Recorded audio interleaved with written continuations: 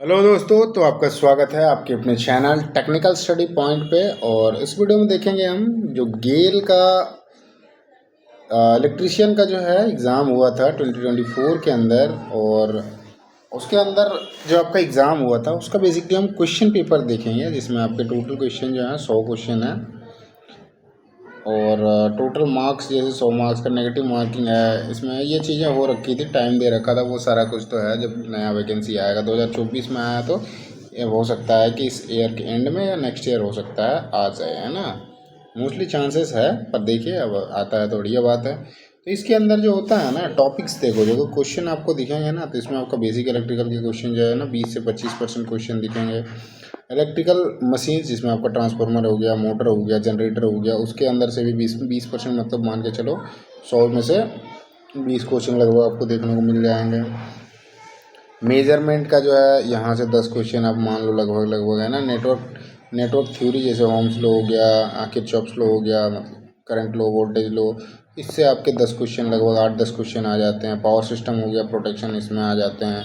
Industrial wiring, earthing and safety हो गया, इससे भी क्वेश्चन आते हैं। इलेक्ट्रॉनिक जिसमें आपके डायोड हो गए, ट्रांजिस्टर हो गया, रेक्टिफायर हो गया, वहाँ से भी क्वेश्चन आ जाते हैं ना। ये चीज़ें थोड़ी चेंज होते रहती है, बाकी उन्होंने एवरेज एक दिया है कि इतना क्वेश्चन लगभग आता है। बाकी 15 से 20 मतलब 20 से 30 क्वेश्चन जो है, 30 क्वेश्चन लगभग जो है ना वो रहते हैं आपके एप्टीट्यूड और ये। लेकिन यहाँ 15 से 20% दिखा रहा है, पर इसमें होते हैं 30 क्वेश्चन में 70 जो होता है, 70 से 80 क्वेश्चन लगभग आपको, क्योंकि इसमें आपके वर्कशॉप कैलकुलेशन के भी क्वेश्चन मिल जाते हैं ना, तो उससे ऐड हो जाता है। बाकी ये चीज़ है, तो आपको लगभग क्वेश्चन मान के चलो ना, हर मतलब जितना आपका है पढ़ने का मोटा मोटा, तो हर जगह से लगभग क्वेश्चन आपको पूछा जाता है। उसका आपका गेल जो है प्रॉपर सिलेबस प्रोवाइड करता है, तो उसी के अकॉर्डिंग ये बना रखा है, जिसमें basic electrical machine, measurement, instrument, network theory हो गया, पावर सिस्टम, पावर प्रोटेक्शन हो गया, industrial wiring, earthing, safety, electronic. तो ये बेसिकली कर रखा है कि कहाँ कहाँ से कितने कितने क्वेश्चन आते हैं, ये सारा कुछ है ना। ऐसे ही है। बाकी दूसरे जगह का भी जैसे क्वेश्चंस आता है ना, जो मतलब आप एग्ज़ाम जैसे दे रहे हो, तो वहाँ के भी आपको एग्ज़ाम्स देने के लिए ना मल्टीपल्स आपको जो है पैटर्न देखने पड़ेंगे, कहाँ कहाँ पे कैसे पूछा जाता है, कौन कौन से सवाल पूछे जाते हैं। इससे क्या होता है ना, ये चीज़ें आप देखोगे तो आपका जो एग्ज़ाम्स है, प्रिपरेशन है, मतलब तैयारी जितना आप कर रहे हो, उसमें क्या है ना एक मतलब मजबूती आता है, जिससे आप थोड़ा और अपने आप को कॉन्फिडेंट पाओगे कि हाँ मैं अब थोड़ा बेहतर कर सकता हूँ। तो इसमें हम बेसिकली देखेंगे जो आपका गेल है 2024 का एग्ज़ाम हुआ था इलेक्ट्रिशियन का, उसका पूरा पेपर को हम एनालिसिस करेंगे। तो वीडियो में लास्ट तक बने रहें, और वीडियो अच्छा लगे तो वीडियो को लाइक करें, चैनल को सब्सक्राइब करें, और साथ ही बेल आइकन दबाना ना भूलें, है ना। और वीडियो अच्छा लगे तो वीडियो को शेयर करना भी ना भूलें अपने दोस्तों के साथ में। तो चलिए हम स्टार्ट करते हैं। जो आपका क्वेश्चन पेपर है उसको हम देखते हैं, है ना। ये है हमारा गेल इंडिया लिमिटेड, ये आपका इलेक्ट्रिशियन का क्वेश्चन पेपर है। गेल इंडिया जो है ना, गवर्नमेंट ऑफ इंडिया की एक अंडरटेकिंग कंपनी है, और एक महारत्ना कंपनी जिसकी आपका 25,000 करोड़ जो होता है ना सालाना टर्नओवर जिसका होता है, वही इसके अंदर आता है। बहुत तगड़ी इसमें सैलरी वैलरी भी मिलता है, तो ऐसा चीज़ें हैं। इसमें आपका क्या क्या है, पार्टिसिपेट आई डी है, नेम है, सेंटर दे रखा है, ये आपका सेंटर का टेस्ट डेट का 1/12/2024 को आपका एग्ज़ाम हुआ था, है ना। टाइमिंग था उसका 9 से 10:30 बजे तक। सब्जेक्ट जो है टेक्नीशियन इलेक्ट्रिकल है ना। ऐसे ही आता है बाकी दूसरे ट्रेडों का भी, तो इसका अभी करते हैं हम। पहला क्वेश्चन देखते हैं। इसमें आपका पहला जो क्वेश्चन है ये क्या पूछ रखा है कि जो आपका ट्रिपल पोल एमसीबी है प्राय किसके लिए प्रयोग की जाती है। तो जो आपका ट्रिपल पोल एमसीबी होता है ना, उसका यूज पूछ रखा है ना, यूज किसके लिए किया जाता है। तो ट्रिपल पोल वाला जो होता है 5 से 60 एम्पियर तक के बीच में जो होता है, जहाँ पे सप्लाई होती है ना, वहाँ पे इस्तेमाल किया जाता है। 5 एम्पियर से 60 एम्पियर का जहाँ होता है उसके लिए उपयोग की जाती है, मतलब यूज़ किया जाता है ट्रिपल पोल एमसीबी का। जैसे आपका ये एक एमसीबी है ना, तो इसमें आपका 1 2 3 ये होता है ना, तो ये ट्रिपल पोल एमसीबी होता है। थोड़ा सा इधर ऐसे हो जाएगा, नीचे से आपका ऐसे हो जाएगा, ये एमसीबी होता है ना। सी तीसरा नंबर जो है आपका राइट आंसर है। नेक्स्ट क्वेश्चन में आते हैं। हाँ, क्वेश्चन के किधर है, थोड़ा नीचे हो गया है ना। चलो कोई नहीं, क्वेश्चन देखते हैं। यदि परास जो है 50 मिली एम्पियर चुनी जाती है, तो नीचे दिए गए उपकरण में दर्शाया गया बिंदु ए पर पाठ्यांक कितना होगा। अच्छा, इसमें फिगर नहीं दिख रहा है ना, ये गलती है। चलो नेक्स्ट क्वेश्चन में आते हैं। थर्ड नंबर क्वेश्चन में आते हैं। थोड़ा मैं और थोड़ा जूम कर देता हूँ जिससे आपको क्वेश्चन बढ़िया तरीके से दिखाई दे, है ना।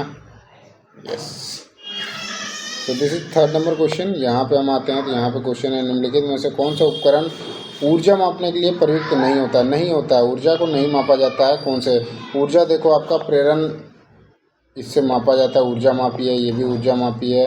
विद्युत प्रकार का ऊर्जा मापी है ना, इलेक्ट्रॉनिक प्रकार का ऊर्जा मापी, इससे भी मापा जाता है। पर डायनोमोमीटर जो होता है ना, डायनेमो का वो करा जाता है, डायनेमो में जो होता है उसके लिए होता है, ना कि ये ऊर्जा के लिए। ऊर्जा कोई चीज़, ऊर्जा होता है क्या है, जैसे जूल होता है या किलोवाट आवर होता है, उससे करके इसके लिए ये मापने के लिए औजार यूज़ किए जाते हैं। जैसे प्रेरण प्रकार का हो गया, वैद्युत यांत्रिक हो गया, इससे हम माप सकते हैं। इलेक्ट्रॉनिक प्रकार का इससे माप सकते हैं, पर डायनेमोमीटर जो है ना, इससे नहीं माप सकते हैं।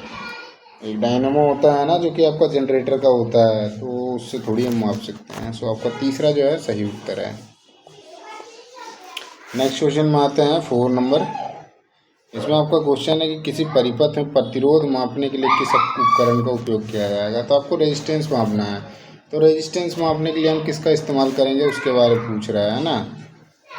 तो रेजिस्टेंस मापने के लिए हम क्या, ओम मीटर का इस्तेमाल करते हैं ना। सो थर्ड जो है आपका राइट आंसर हो जाएगा। वोल्ट के लिए आपका वोल्ट मीटर इस्तेमाल किया जाता है। करंट के लिए जो होता है एमीटर इस्तेमाल किया जाता है। ऑस्किलेशन के लिए जो होता है ऑस्किलोस्कोप का इस्तेमाल किया जाता है। नेक्स्ट क्वेश्चन में आते हैं 5 नंबर क्वेश्चन। इसमें आपका क्वेश्चन है जो आपका अर्थिंग के लिए प्रयुक्त होता है प्लेट इलेक्ट्रोड, जो जस्तेदार लोहा मतलब जिंक का लोहा, जिंक चढ़ाया हुआ लोहा होता है, यह इस्पात से बना हुआ होता है, उसकी न्यूनतम मोटाई कितनी होनी चाहिए उसके बारे में पूछे। मतलब आपका अर्थिंग में जो आपका लगता है प्लेट लगता है, प्लेट इलेक्ट्रोड जो होता है उसका जो मोटाई होता है, अब इसको ध्यान, मतलब हो सकता है मेटल का थोड़ा इधर उधर इस्पात का हो या फिर जिंक आयरन का हो, है ना, जस्तेदार लोहा हो गया, तो उसकी बेसिकली आपको मोटाई पूछ रहा है कितना मोटाई होना चाहिए, है ना। तो आपका 6.3 mm तक होना चाहिए, है ना। सो मिनिमम इतना होना ही चाहिए। सो तीसरा जो आपका सही उत्तर है। नेक्स्ट आते हैं आपका 6 नंबर क्वेश्चन। तो इसमें आपका क्वेश्चन है कि नीचे दर्शाया गया परिपथ में कितनी धारा प्रवाहित होगी। तो इसमें हम जैसे देखते हैं, एक तो आपका देखो इधर दे रखा है रेजिस्टेंस है, एक ये रेजिस्टेंस है, ये आपके पैरेलल में हो गए, और यहाँ पे आपका वोल्टेज दिया हुआ है ना। तो हम क्या करेंगे, इसमें इक्विवेलेंट रेजिस्टेंस निकालेंगे, है ना। इसमें ये पूछा कितना धारा कितना प्रवाहित होती है, बाद में हम निकाल देंगे, है ना। तो सबसे पहले हम क्या करते हैं, जो टोटल है इक्विवेलेंट रेजिस्टेंस उसको निकालते हैं। तो 2 है इधर, 2 प्लस 0.4 है ना, ये हमारा 2.04 हो जाएगा। ये आपका टोटल इक्विवेलेंट रेजिस्टेंस हो गया।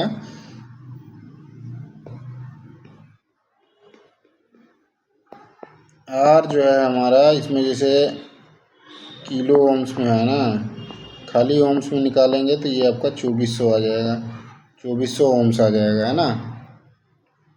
वोल्टेज हमारा दे रखा है 48। हमको निकालना क्या है, धारा कितना प्रवाहित हो रहा है, आई निकालना है।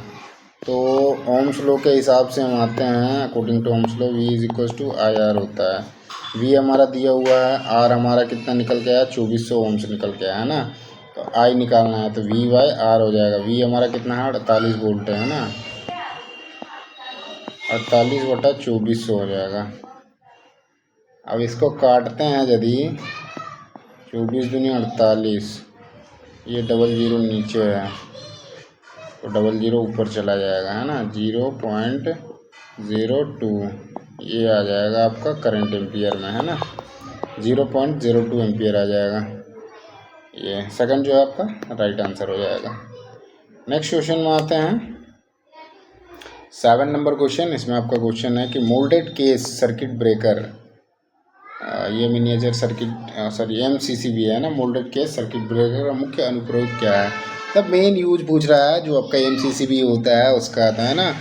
तो इसमें क्या होता है ना, आपका जहाँ पर ट्रिप सेटिंग होती है, मतलब उच्च धारा का जो परिपथ होता है वहाँ पे इस्तेमाल किया जाता है इसको, मोल्डेड केस सर्किट ब्रेकर का, है ना। तो चौथा जो आपका सही उत्तर है, समायोज्य ट्रिप सेटिंग युक्त उच्च धारा औद्योगिक परिपथ में, है ना।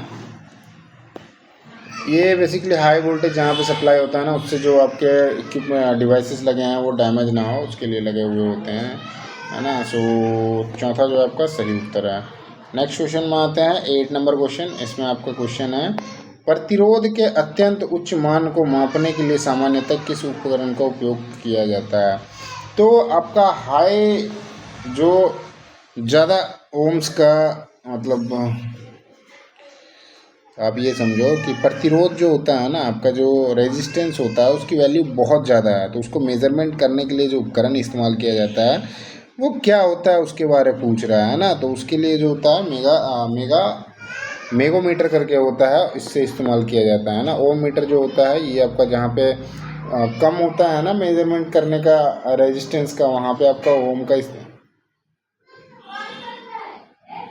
वहाँ पे ओम मीटर का इस्तेमाल किया जाता है। ये तो ब्रीज हो गया, ये पोटेंशियोमीटर, इसका अलग इस्तेमाल है ना। तो मेगा ओम मीटर जो होता है इसका इस्तेमाल किया जाता है जो हाई रेजिस्टेंस होता है उसको मेजरमेंट करने के लिए।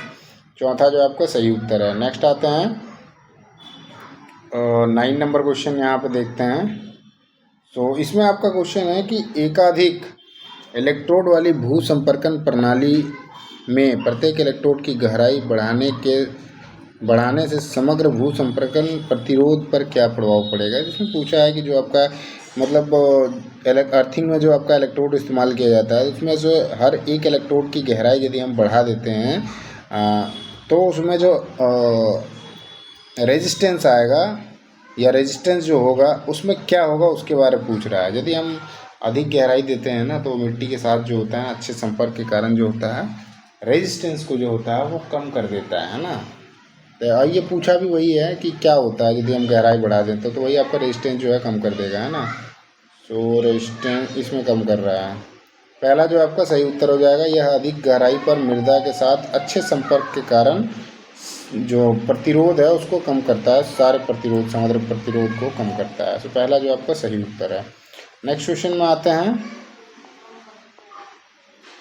सो 9 नंबर 10 नंबर क्वेश्चन इसमें देखते हैं। इसमें आपका क्वेश्चन है कि 20 KVA 2400 वोल्ट 240 वोल्ट 50 हर्ज ट्रांसफार्मर के लघु परिपथ परीक्षण में निम्नलिखित आंकड़े प्राप्त किए गए हैं। जिसमें BSC दे रखा है 72 वोल्ट है, ISC दे रखा है 8 एम्पियर और PSC दे रखा है 280 वॉट दे रखा है। उपकरण को हाई वोल्टेज साइड पर रखा गया है और द्वितीयक को लघु पतित किया गया है, तो हाई वोल्टेज साइड पर तुल्य प्रतिरोध कितना होगा। इसमें भी आपका इक्विवेलेंट रेजिस्टेंस ही पूछ रखा है ना। तो जैसे सबसे पहले हम देखते हैं टोटल पावर जो आपका दिया हुआ है, टोटल पावर लॉस जो है ये आपका है टोटल पावर लॉस, है ना, VSC। ये कितना है आपका, सॉरी PSC इधर है, ये है आपका PSC पावर लॉस, ये हो जाएगा, है ना। तो ये जो है दो, चलो PSC हमारा कितना दिया है, ये आपका 280 दिया हुआ है। ये टोटल पावर लॉस हो गया है ना, टोटल पावर लॉस हो गया है ना, TPL मान लेते हैं इसको। ये ISC जो दिया हुआ है ISC, ये करंट का लॉस बताएगा ना, शॉर्ट सर्किट करंट हो जाएगा। ये कितना है 8 एम्पियर है ना, शॉर्ट सर्किट करंट मान लेते हैं ना। और एक जो दिया है VSC मतलब ये वोल्टेज से रिलेटेड है ना, मतलब शॉर्ट सर्किट वोल्टेज हो जाएगा, शॉर्ट सर्किट वोल्टेज हो जाएगा, है ना। तो ये हमारे 3 वैल्यू दे रखे हैं। हमें निकालना क्या पूछा है इसने, तुल्य प्रतिरोध ज्ञात कीजिए पूछ रहा है ना। तो हमें क्या निकालना है, इक्विवेलेंट रेजिस्टेंस निकालना है। इक्विवेलेंट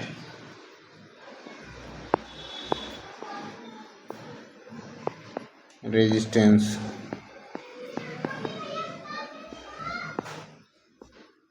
सो इसका हमारा क्या होता है इक्विवेलेंट रेजिस्टेंस का कि फॉर्मूला जो होता है ये हमारा हो जाएगा पी एस सी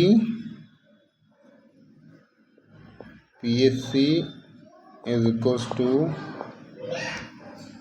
ये आई स्क्वायर आर हो जाएगा, है ना, पावर आई स्क्वायर आर होता है ना, तो आई एस सी का स्क्वायर हो जाएगा, आई एस सी का स्क्वायर और आपका मल्टीप्लाई में हो जाएगा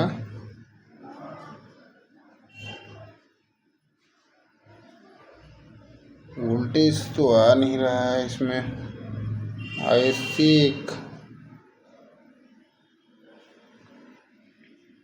इसमें एक वैल्यू और होगा, है ना, क्योंकि ये इक्विवेलेंट रेजिस्टेंस का है ना, इसको भी हम मान लेते हैं कुछ इक्विवेलेंट रेजिस्टेंस को आर ओ आई मान लेते हैं ना, तो इसमें आपका हो जाएगा, इसी में आपका मल्टीप्लाई हो जाएगा आर ओ आई। अब हमारा पीएससी का वैल्यू कितना दे रखा है, अच्छा ये तो थोड़ा मिस्टेक कर दिया लग रहा है, इसको नहीं करना है ना, P S C is equals to I S C का स्क्वायर और आर ओ आई हो जाएगा। तो यहाँ पे हमारा पी एस सी का वैल्यू दे रखा है 280 is equals to I S C हमारा दे रखा है 8 और इसका हमें निकालना है इक्विवेलेंट रेजिस्टेंस जो है वो निकालना है ना। सो ये आ जाएगा डिवाइड में आ जाएगा, जब इसको निकालेंगे हम आगे R O I is equals to 280/8 आ जाएगा, है ना।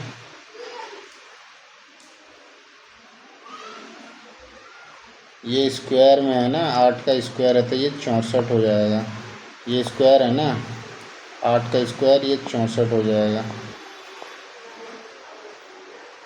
अब इसको हम काट देते हैं 280/64, तो ये 7 चौका 28 हो गया, ये 16 चौका 64 हो गया, है ना, 8 दूनी 16 हो गया, 35 दूनी 70 हो गया।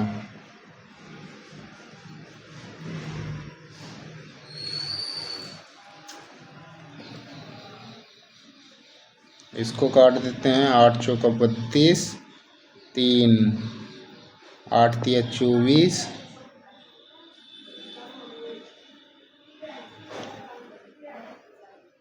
6 8 सते 56, 4.37 आ रहा है ना, मतलब नियर बाई 4.4 का है। सो आपका ये दूसरा जो है आपका सही उत्तर हो जाएगा। इस क्वेश्चन में कुछ डाउट और हो, क्वेश्चन का देखो आपको सारा वोल्ट दिया दिया है ना, फार्मूला बता दिया, तो वैसे करके आप कैलकुलेट कर सकते हो। फिर भी डाउट है तो आप कमेंट में पूछ सकते हैं। नेक्स्ट आते हैं 11 नंबर क्वेश्चन। तो इसमें आपका क्वेश्चन है कि जब आपके कार्यस्थल पर कोई व्यक्ति घायल हो जाता है तो आपको सबसे पहले क्या करना चाहिए। तो कोई व्यक्ति जो है घायल हो जाता है तो उसको सबसे पहले क्या करना चाहिए, तो उसको हम फर्स्ट एड देते हैं ना। आपातकालीन सेवाओं को बुलाना और खुद को जोखिम में डाले बिना जो होता है उसके स्थिति का आकलन करना, है ना। सो दूसरा जो है आपका सही उत्तर होगा। दवा नहीं दे सकते हम उसको, किस प्रकार की है नहीं है, क्योंकि उसके बारे में जानकारी नहीं है। तो फर्स्ट एड का होता है, उसमें जो भी आपातकालीन सेवा होती है उसको अलर्ट करना होता है, तुरंत सुरक्षित स्थान पर ले जाना। नहीं वो कंडीशन आएगा ना, क्योंकि यहाँ पे कार्यस्थल पे हो जा रहा है ना, तो वहाँ आप कुछ कर ही नहीं सकते, उसको वहाँ से हटाना पड़ेगा या फिर आकलन करना पड़ेगा कैसे हुआ है नहीं हुआ है ना। किसी का संभालने का इंतज़ार करना, ये सब चीज़ें नहीं होंगी। आपको सेवाओं को बुलाना होगा, आपातकालीन जो इमरजेंसी होती है, सर्विस होती है, उसको बुलाना होगा। खुद को जोखिम में कभी भी ना डालें आप। जैसे कि उसको करंट लगा हुआ है सपोज करो, है ना। अब आपके पास यदि उस एरिया में आप यदि काम कर रहे हो मशीन में, तो वहाँ तो आपके पास लकड़ी होगा नहीं, तो उसके हिसाब से आपको आकलन पहले कर लेना है, फिर उसमें काम करना है ना। या तब तक आप इमरजेंसी का कर दो, तो इमरजेंसी में आपका नंबर होते हैं, उन नंबर में फ़ोन करो, आपको फिर आ जाएगा, आपको सर्विस मिल जाएगी, है ना, और उनको जो है छुड़ा लिया जाएगा, ठीक कर लिया जाएगा। तो सेकंड जो आपका सही उत्तर हो जाएगा। तो जो कोई भी व्यक्ति घायल हो जाता है ना कार्यस्थल पे, आपातकालीन सेवाओं को बुलाना और खुद को जोखिम में डाले बिना जो होता है स्थिति के आकलन करना। दूसरा जो आपका यही सही उत्तर है। अगले क्वेश्चन में आते हैं। 12 नंबर क्वेश्चन है कि खतरे का संकेत देने वाले सुरक्षा संकेतों के लिए सामान्यतः किस रंग का उपयोग किया जाता है। तो खतरे का साइन पूछ रहा है ना, तो ये आपके वार्निंग साइन इस तरह के होते हैं, ट्रायंगुलर में होते हैं, है ना। और इसमें पूछ रहा है सुरक्षा संकेतों के लिए सामान्यतः किस रंग का उपयोग किया जाता है।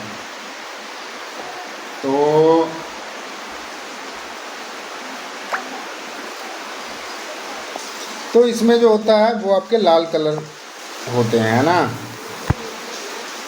खतरे के संकेत के लिए, क्योंकि ये इसका वेवलेंथ भी जो होता है बहुत ज़्यादा दूर तक दिखाई देता है इजली, है ना। तो पहला जो आपका सही उत्तर है।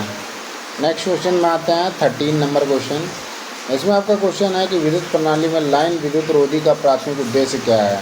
तो विद्युत प्रणाली में जो लाइन विद्युत रोधी होता है उसका प्राथमिक उद्देश्य क्या होता है।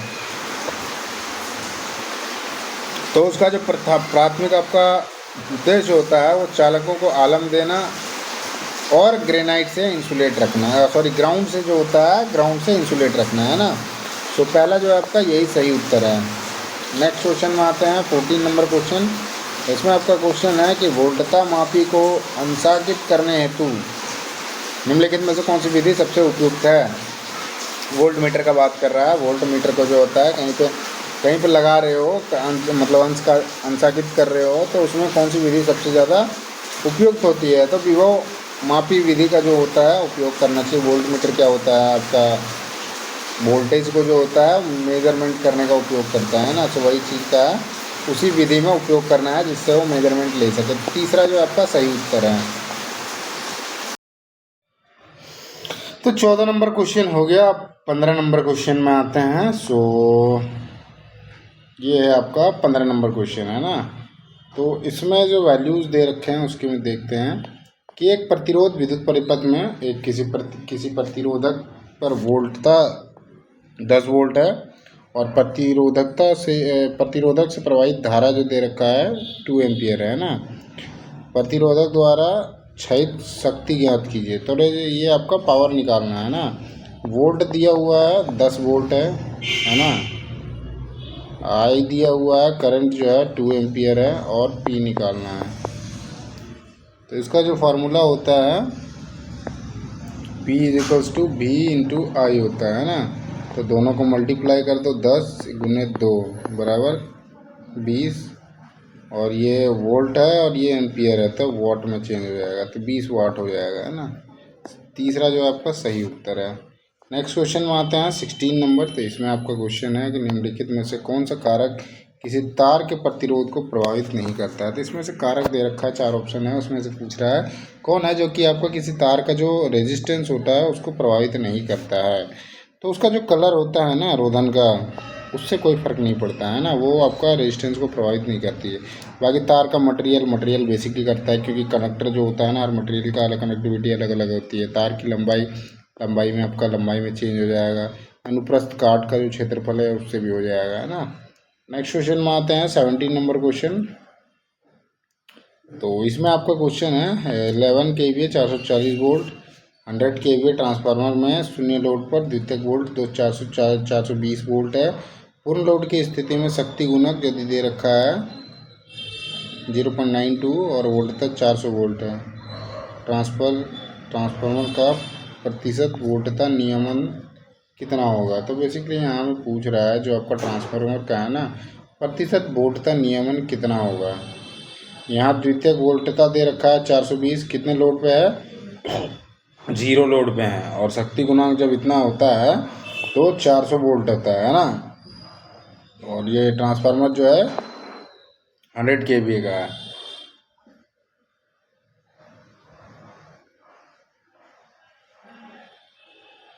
तो ये आपका दे रखा है, ये आपका जो है ये आपका रेटिंग है ना। ट्रांसफार्मर का रेटिंग हो जाएगा 9 लोड पे 420 है ना। तो इसको कर देते हैं 9 लोड पे, इसको मान लेते हैं V0 है ना इज इक्वल्स टू 420। उसके बाद पूर्ण लोड पे, फुल लोड पे जो है फुल लोड पे आपका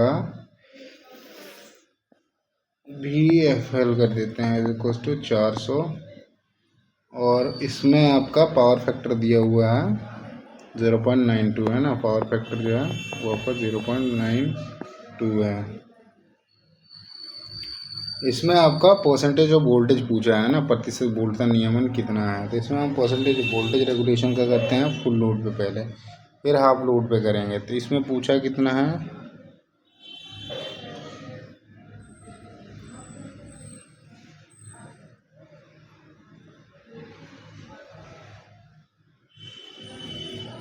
नियमन कितना होगा, है ना।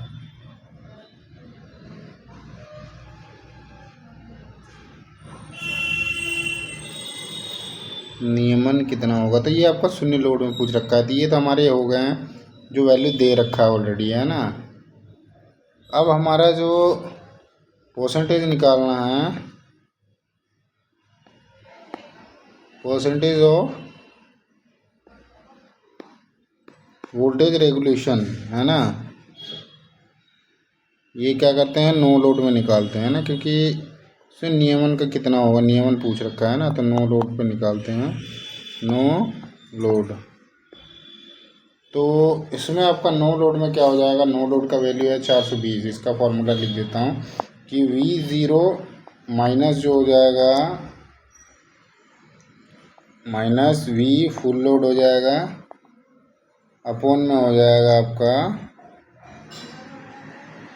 फुल लोड VFL, है ना, मल्टीप्लाई परसेंटेज है तो आपका 100 हो जाएगा, है ना। तो V0 minus V full load by V full load multiply 100, है ना।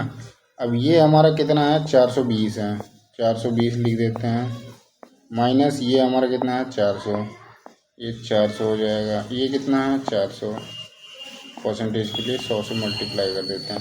ये हमारा 20/400 आ जाएगा, 20/400 गुना 100, ये 2 शून्य, ये 2 शून्य, ये आपके 5 आ गया, है ना। तो ये हमारा परसेंटेज ऑफ वोल्टेज रेगुलेशन हो गया, है ना। परसेंटेज ऑफ वोल्टेज रेगुलेशन जो है वो हमारा आया 5%, है ना। अब 5% आ गया, ऑप्शन में 5% है, हाँ 5% है, 20 5% आंसर हो जाएगा। इनने 4.7 लिख रखा है ना, यदि हम इसको मल्टीप्लाई करते हैं 0.92 से, क्योंकि ये वोल्टेज आया है ना, तो 5 मल्टीप्लाई 0.92, है ना, 5 दूनी 10 हो जाएगा, 9 पचे 45 और 1 46 हो जाएगा।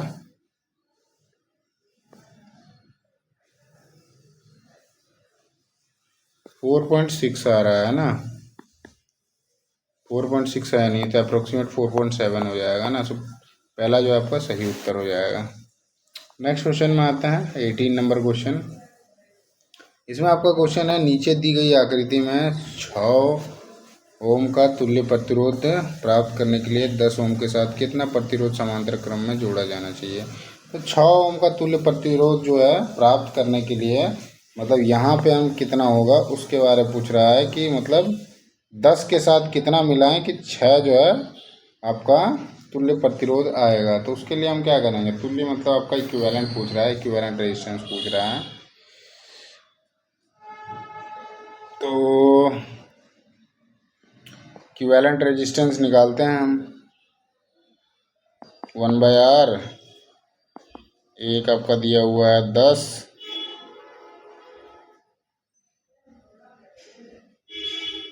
और इसमें हमारे क्या है, 2 वैल्यू दे रखे हैं ना, एक समांतर क्रम में जोड़ रहा है, तो इक्विवेलेंट रेजिस्टेंस तो ये हो जाएगा, इक्विवेलेंट रेजिस्टेंस जो है 600 ओम का हो जाएगा, है ना। और ये जो है आपका समांतर क्रम में जोड़ा गया है ना, तो पैरेलल कॉम्बिनेशन में हो जाएगा, ये पैरेलल कॉम्बिनेशन में 10 ओम हो जाएगा, है ना। अब मैं इक्विवेलेंट आपका जो इक्विवेलेंट रेजिस्टेंस का है उसको करते हैं। तो 1/R इक्विवेलेंट हो जाएगा इज इक्वल टू 1/R, ये जो है पैरेलल कॉम्बिनेशन का जो आपका रेजिस्टेंस दिया हुआ है वो हो जाएगा, और हमें निकालना क्या है, ये वाला R निकालना है। तो 1 + आर, इसको हम R1 कर देते हैं ना। अच्छा, इसको R कर देते हैं, इसको हम R1 कर देते हैं इसको। तो ये हमारा फॉर्मूला बैठा देते हैं इसमें। सो 1/R इक्विवेलेंट का 6 है, तो 1/6 इज इक्वल्स टू, ये आपका 10 है, 1/10 पैरेलल कॉम्बिनेशन में बोला है 1/R हो जाएगा। तो ये हम जैसे करते हैं, अभी प्लस में है, इधर आएगा माइनस में हो जाएगा। 1/R is equals to 1/6 minus 1/10 हो जाएगा, है ना। तो 10 छक 60, 10 माइनस 6 बराबर 4/60। 1/R बराबर 4/60 आ गया। इसको काट देते हैं तो 15 आ जाएगा, है ना, 1/15। तो R बराबर जो है 15 आ जाएगा, है ना। ये R का जो वैल्यू आएगा 15 ओम आएगा। तो आपका दूसरा जो है सही उत्तर है। नेक्स्ट क्वेश्चन में आते हैं। सो 19 नंबर क्वेश्चन है। इसमें आपका ELCV का जो मुख्य अनुप्रयोग होता है वो क्या होता है उसके बारे में पूछ रहा है ना। अर्थ लीकेज सर्किट ब्रेकर जो होता है, इसका मेन जो उपयोग होता है, जो आपका अर्थिंग लगा होता है उसमें जो करंट फ्लो कर रहा होता है ना, उसका पता लगाना, और उसका जो है यदि करंट फ्लो कर रहा है तो उसको फिर बंद करना, है ना, पता लगा के फिर बंद करने का काम जो होता है ELCV का होता है अर्थिंग में। तो पहला जो आपका सही उत्तर है। नेक्स्ट क्वेश्चन में आते हैं।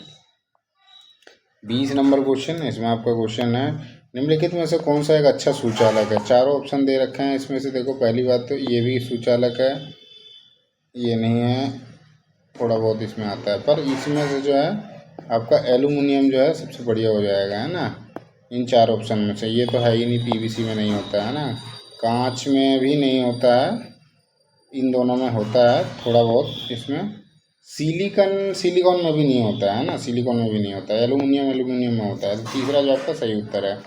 अगले क्वेश्चन में आते हैं। 21 नंबर क्वेश्चन। इसमें आपका क्वेश्चन है कि निम्नलिखित में से कौन सा रिले वोल्टता स्थिर को, मतलब स्टेबलाइजर में उपयोग किया जाता है। ऐसे वोल्टेज स्टेबलाइजर होता है ना, उसमें इस्तेमाल किया जाता है। कौन सा रिले इस्तेमाल किया जाता है उसके बारे में पूछ रहा है।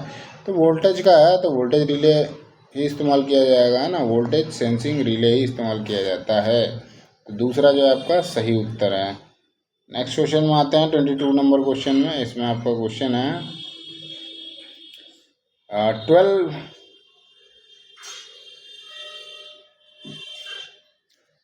12 माइक्रोन फ्रीक्वेंसी के साथ एक संधारित्र जो है 100 वोल्ट का अनुप्रयोगता की जाती है। धारा का मान 0.5 एम्पियर है। आपूर्ति की आवृत्ति कितनी, फ्रीक्वेंसी पूछ रहा है। ये जैसे देखो 12 माइक्रोन जो है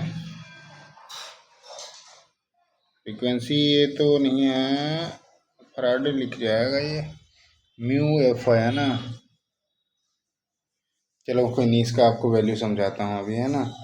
तो बेसिकली क्या है इसमें, ये जो है ये आपका एक equivalent resistance, sorry equivalent resistance कह रहा हूँ, ये कैपेसिटेंस है, ये फैराडे है ना। F जो है ना, ये आपका फैराडे दे रखा है। तो 12 μF हो गया, 12 माइक्रोन फैराडे हो गया, है ना। उसके बाद 100 जो है उसकी वोल्टता है, और ये जो है ये आपका करंट है ना। तो हम इसको क्या करते हैं, कैपेसिटेंस को चेंज कर देते हैं, ना। कैपेसिटेंस दिया हुआ है हमारा 12 माइक्रोन फैराडे, है ना। तो अब ये माइक्रोन जो होता है ना, वो आपका होता है 10⁻⁻6 होता है ना। सो 12 इंटू 10⁻⁻6 कर देते हैं इसको, फैराडे खाली रह जाएगा, माइक्रोन हट जाएगा, है ना। वोल्ट हमारा दिया हुआ है कितना है, 100 वोल्ट है, और ये करंट दिया हुआ है हमारा कितना, 0.5 एम्पियर है ना। अब जो रिएक्टेंस का वैल्यू इसमें निकालना है, आपूर्ति की आवृत्ति कितनी होगी, है ना। तो इसमें कैपेसिटेंस का जो होता है रिएक्टेंस निकालेंगे हम, जिसको हम XC भी कहते हैं। तो XC इज इक्वल्स टू जो होता है वो आपका होता है V/I होता है ना। अब जैसे देखते हैं V/I है ना, तो 100/0.5 5 हो जाएगा, ये इधर जाएगा तो 20 20 आ जाएगा, है ना। 250,000 तो 200 ओम्स आ गया, है ना। ये एक्सी जो है हमारा मतलब कैपेसिटेंस रिएक्टेंस जो है ये हमारा 200 ओम्स आ गया।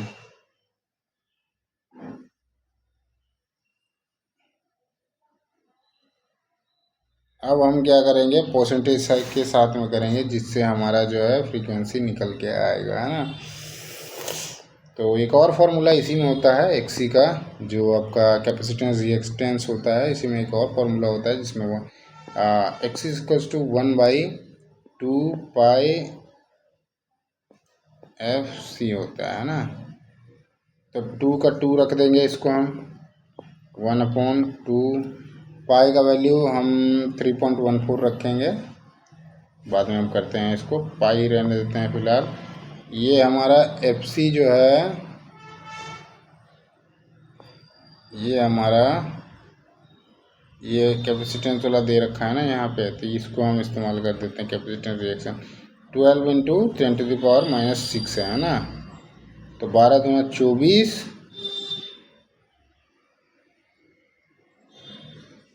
10⁻⁻6 है ना। इसमें कुछ छूट रहा है लग रहा है।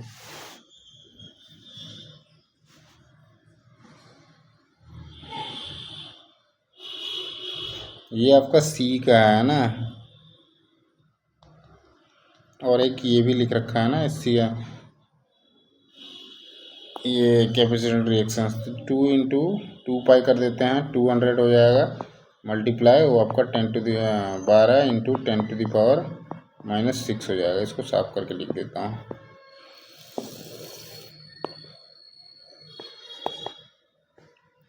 वन अपॉन 2 पाई मल्टीप्लाई 200 मल्टीप्लाई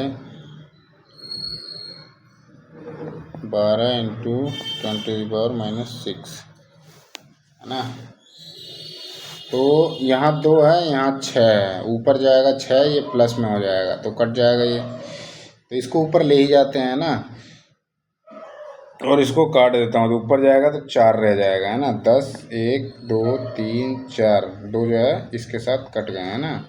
और नीचे जो है 12 दूना 24 दूनी 48 पाई हो जाएगा, और 48 पाई है ना, पाई का वैल्यू अभी पुट कर देंगे। अब इसको क्या करते हैं ना, काट भी देते हैं हम, वैल्यू पुट कर देते हैं 10,048 गुना 3.14 है ना। इसको हम काट देते हैं,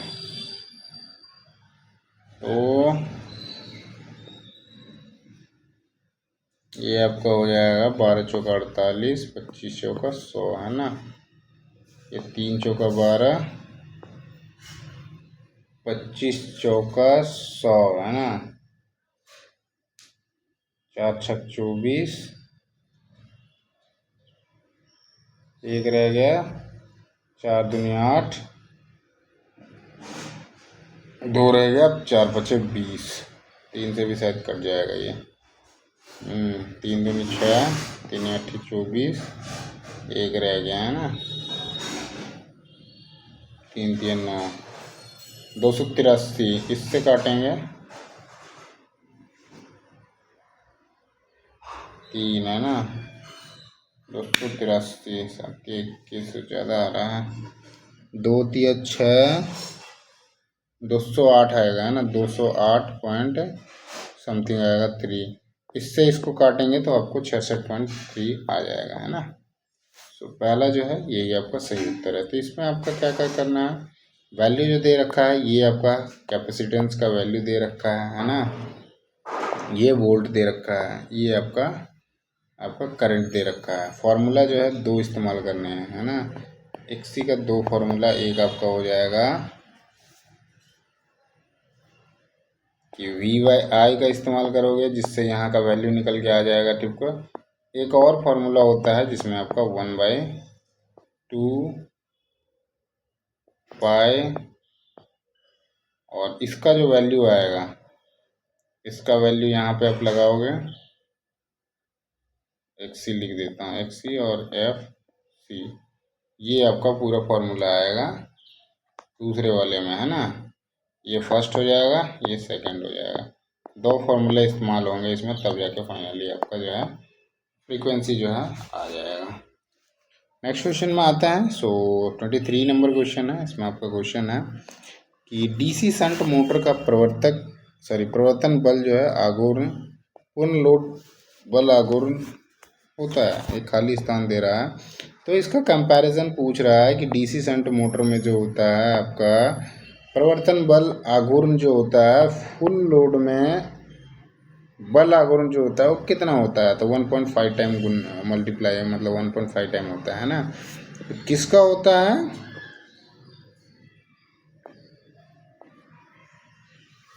इसका पूर्ण लोड बल आघूर्ण का जो होता है 1.5 होता है ना, गुना होता है। सो आपका चौथा नंबर जो है आपका सही उत्तर है। अगले क्वेश्चन में आते हैं। 25 नंबर क्वेश्चन देखते हैं। इसमें आपका क्वेश्चन है सिरोपरी लाइन ओवरहेडेड लाइन जो होता है कि लाइन इंसुलेटर का क्या अर्थ है। तो ओवरहेडेड लाइन में लाइन इंसुलेटर का क्या अर्थ है उसके बारे में पूछ रहा है। तो ओवरहेडेड का क्या है, उसमें जो भी चालक है वो धुर तक जो होता है धारा के क्षरण को क्या करता है, रोकता है ना। तो इसीलिए आपका लाइन इंसुलेटर जो होता है उसमें लगाया हुआ होता है। लाइन इंसुलेटर का काम पूछ रहा है, तो चालक से जो होता है धुर तक धारा के क्षरण को जो होता है वो रोकता है, हाउस को बेसिकली, है ना। नेक्स्ट आते हैं 25 नंबर क्वेश्चन। तो इसमें आपका क्वेश्चन है विद्युत संस्थापनों में पीवीसी नालिकाओं का प्राथमिक उपयोग क्या है। तो विद्युत जो संस्थापन है उसमें आपका पीवीसी नालिकाओं का पूछ रहा है। तो पीवीसी क्या होता है, आपका पॉलीविनाइल क्लोराइड होता है।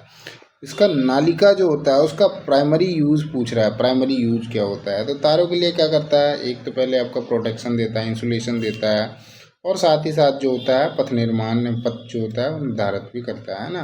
तो तीसरा जो आपका सही उत्तर हो जाएगा, तारों के लिए यांत्रिक सुरक्षा प्रदान करना, जैसे बाहर से इंसुलेशन लगा दिया तो आपका जो कंडक्टर है ना वो ख़राब नहीं होगा, और उसमें क्या होगा, पथ भी निर्धारण कर रहा है ना। तो तीसरा जो आपका सही उत्तर है।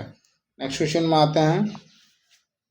तो 26 नंबर क्वेश्चन है। इसमें आपका क्वेश्चन है कि किसी विद्युत प्रणाली में पारेषण नेटवर्क का मुख्य कार्य क्या होता है। तो पारेषण नेटवर्क का पूछ रहा है कि किसी भी विद्युत प्रणाली जो होती है उसमें क्या काम होता है। तो वहाँ पे क्या होता है कि जो भी ऊर्जा संयंत्र जो होते हैं वहाँ से जो वितरण प्रणालियाँ तक जो होता है हाई वोल्टेज का जो होता है, हाई वोल्टेज जो करंट होता है ना उसको अंतरण करता है।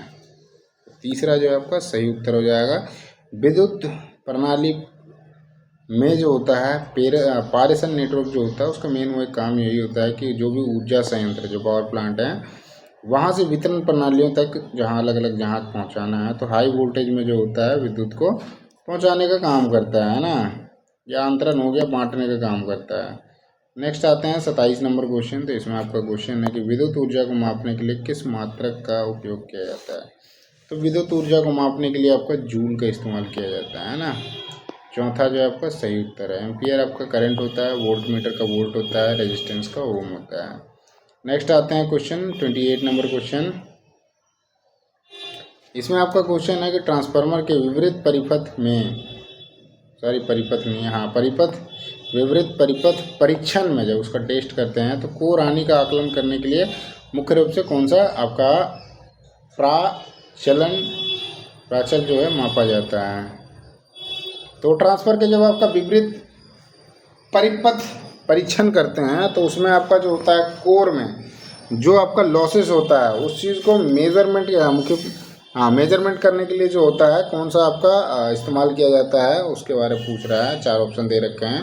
तो आपका प्राथमिक कुंडलन वोल्टता जो होता है वो उसका इस्तेमाल किया जाता है आपका परिपथ का जो होता है विपरीत परीक्षण जब करते हैं उस टाइम पे, है ना। सो थर्ड आपका राइट आंसर हो जाएगा।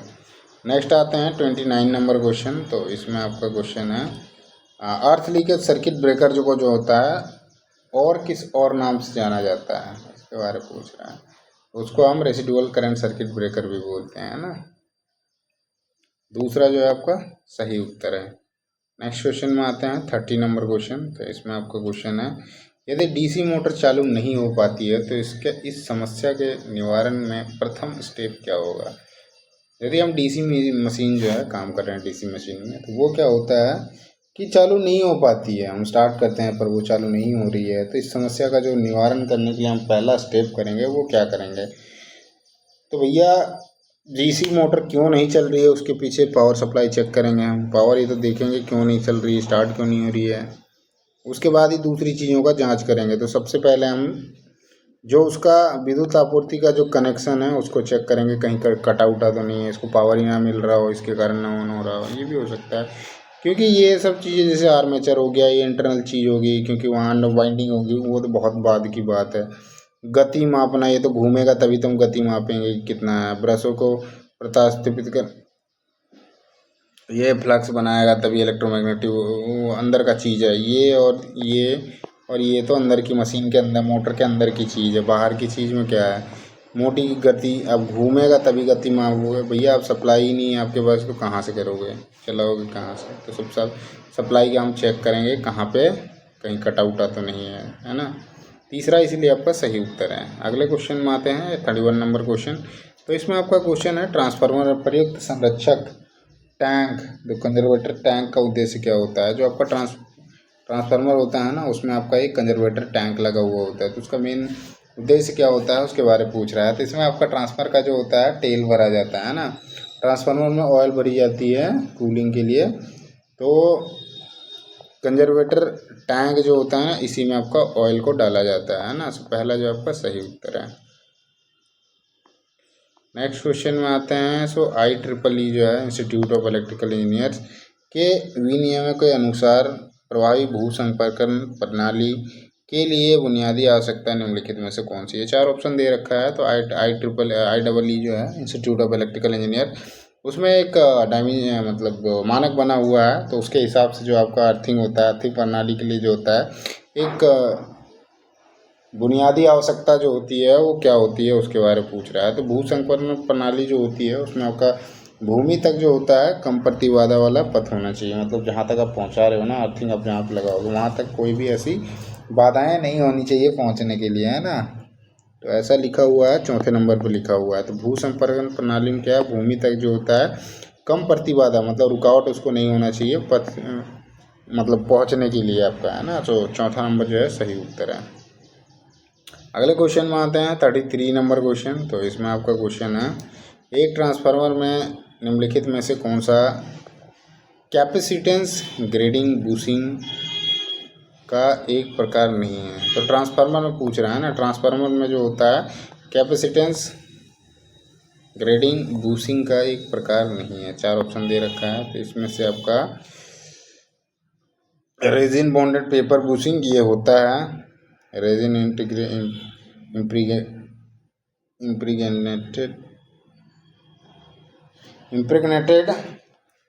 पेपर बूसिंग है, ये भी होता है। वार्निश पेपर बूसिंग ये नहीं होता है ना, ये भी होता है। ऑयल इम्प्रेगनेटेड पेपर बूसिंग ये भी होता है आपका। तो तीसरा नंबर जो दिया हुआ है ना आपका वार्निश पेपर बूसिंग, ये आपका जो होता है ट्रांसफार्मर में जो होता है कैपेसिटेंस या ग्रेडिंग हो गया, या बूसिंग का जो होता है एक प्रकार नहीं होता है ना। थर्ड नंबर जो आपका राइट आंसर है। नेक्स्ट क्वेश्चन में आता है 34 नंबर क्वेश्चन। तो इसमें आपका क्वेश्चन दिया हुआ है कि किसी ट्रांसफार्मर का विद्युत रोधन प्रतिरोध उसकी स्थिति के बारे में क्या निरूपित करता है। तो ट्रांसफार्मर में जो होता है विद्युत रोधन प्रतिरोध जो होता है, तो ट्रांसफर की स्थिति के बारे में, ट्रांसफार्मर की स्थिति के बारे में किस चीज़ को बताता है उसके बारे में पूछ रहा है। तो वो जो है आपका जो आपका विद्युत रोधन होता है उसके द्वारा जो वाइंडिंग और अर्थ के बीच में जो क्षरण धारा होता है ना, मतलब जितना हास होता है, लॉसेस होता है, उसको रोकने का काम करता है बेसिकली। ये आपको हो जाएगा पहला जो है सही उत्तर हो जाएगा। सिंपल पूछ रहा है रेजिस्टेंस क्या करता क्या है उस चीज़ को, वही तो है। रेजिस्टेंस का मतलब होता है वहाँ जो पासेस जो हैं वो उतना नहीं हो रहा है, कंडक्टर में जो होता है इलेक्ट्रिकल पास नहीं हो रहा है, तो वो रेजिस्टेंस होता है। अब यदि उस चीज़ को और रेजिस्टेंस कर देंगे तो कंडक्टर में हमारा पास नहीं होगा ना, तो उस चीज़ को बनाए रखने के लिए क्या करेंगे हम, तो भैया वही है, उसको रोकना है ना। जो लॉसेस होते हैं, आप जैसे रेजिस्टेंस यहाँ पे आएगा और कहीं और से वो ले रहा है, तो वो क्या है, उसमें लॉसेस होंगे जो, और पावर जा रहा है या भेज रहे हैं कहीं पे, तो उस केस में वो यदि कटा हुआ है, जिसमें सर्किट जो लीकेज है, ऐसे ही तो होता है। तो वही आपका ट्रांसफार्मर के केस में आपका विद्युत रोधन द्वारा वाइंडिंग और भूमि के बीच में जो होता है, जो लॉसेस होता है, उसको रोकने का काम करता है आपका, है ना। सो पहला जो आपका सही उत्तर है। नेक्स्ट क्वेश्चन में आते हैं। 35 नंबर क्वेश्चन है। इसमें आपका सिटकनी रिले मतलब लैचिंग रिले एक प्रकार का, तो आपका लैचिंग रिले जो है कौन से प्रकार का रिले है उसके बारे में पूछ रहा है। तो आपका विद्युत चुंबकीय रिले है, विद्युत चुंबकीय प्रकार का जो है रिले है, लैचिंग रिले है ना। सो 4th नंबर जो है आपका सही उत्तर है। नेक्स्ट क्वेश्चन में आता है 36 नंबर क्वेश्चन। तो इसमें आपका क्वेश्चन है कि यदि प्रवर्तक स्टार्टर में जो होता है विद्युत परिपथ है, तो मोटर क्या है। स्टार्टर में जो है विद्युत परिपथ है, तो मोटर जो होगा चालू नहीं होगा, है ना। तीसरा जो है आपका सही उत्तर है, चालू ही नहीं होगा। आपका स्टेटर में स्टार्टर जो है, मतलब जहाँ से आप बटन दबा रहे हो वहीं पे विपरीत परिपथ है, तो मोटर कैसे चलेगा, नहीं चलेगा। तीसरा जो आपका सही उत्तर है। अगले क्वेश्चन में आते हैं 37 नंबर क्वेश्चन। तो इसमें आपका क्वेश्चन है, शक्ति मापन के लिए उपयोग किए जाने वाले विद्युत शक्ति मापी उपकरण के दाब कुंडली संयोजन और धारा कुंडली संयोजन क्रमशः कहाँ और कहाँ होते हैं, या कैसे लगे होते हैं बेसिकली पूछ रहा है। तो शक्ति मापन के लिए जो होता है विद्युत शक्ति मापी, मतलब पावर फैक्टर वाला हो जाएगा, है ना।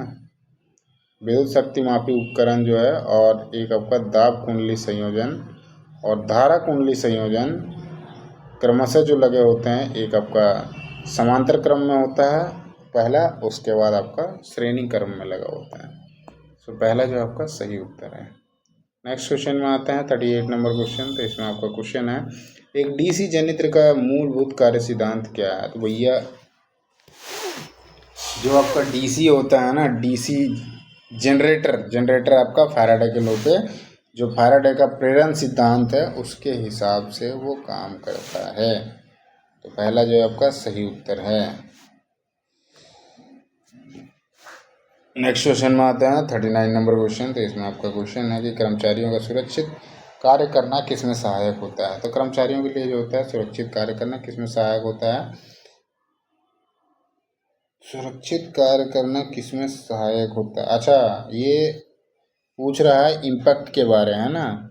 जो आप कोई काम कर रहे हो और उसमें सुरक्षित तरीके से कर रहे हो, तो उसमें किस चीज़ में सहायक होता है। जैसे निर्मित उत्पादों की गुणवत्ता में कम करने, ऐसा नहीं है, आप सही चीज़ें होती है ना, सही काम होता है, टाइम टू टाइम सब चीज़ फॉलो किया जाता है, तो इसमें कमी कभी नहीं आती है, बढ़ोतरी होती है। वो एक्सीडेंट हो जाएगा तो बढ़ोतरी होगी, वहाँ तो 10 आदमी वहीं भाग जाएंगे। ये चीज़ होती है अनुपस्थिति को बढ़ाने में। अब कोई आदमी सुरक्षित कार्य कर रहा है तो उसका लेना देना ही नहीं है कि वो एब्सेंट रहेगा, है ना। उत्पादकता को कम करने के लिए इसी से जुड़ रहा है ये, उत्पादकता को कम करने में। बाकी पैसे की जो होती है बचत होती है, क्योंकि अब एक्सीडेंट होते हैं, इंसिडेंट कुछ भी होता है, आपको चोट लगता है, और चोट लगता है मतलब अल्टीमेट अब आपका खर्चा होगा, मेडिकल खर्च एक्सपेंसेस लगेंगे ही लगेंगे। सो आपका 4 नंबर जो है राइट आंसर है। नेक्स्ट क्वेश्चन में आते हैं 40 नंबर क्वेश्चन। तो इसमें आपका क्वेश्चन है, केसिंग कैपिंग वायरिंग प्रणाली है ना। तो केसिंग कैपिंग वायरिंग सिस्टम में तारों को कवर करने और सुरक्षित करने के लिए निम्नलिखित में से किसका उपयोग किया जाता है। ये आपका केसिंग कैपिंग वायरिंग सिस्टम जो है, इसमें आपका तारों को जो होता है, मतलब जो कंडक्टर होते हैं उसको कवर करने के लिए जो होता है और सुरक्षित करने के लिए जो होता है, किसका उपयोग किया जाता है उसके बारे में पूछ रहा है। तो उसमें आपका बेस में केसिंग करी जाती है, प्लास्टिक का या फिर कास्ट केप का, प्लास्टिक या फिर कास्ट केप को लगाया जाता है ना, केसिंग करा जाता है उसमें। से आपका दूसरा जो है आपका सही उत्तर है।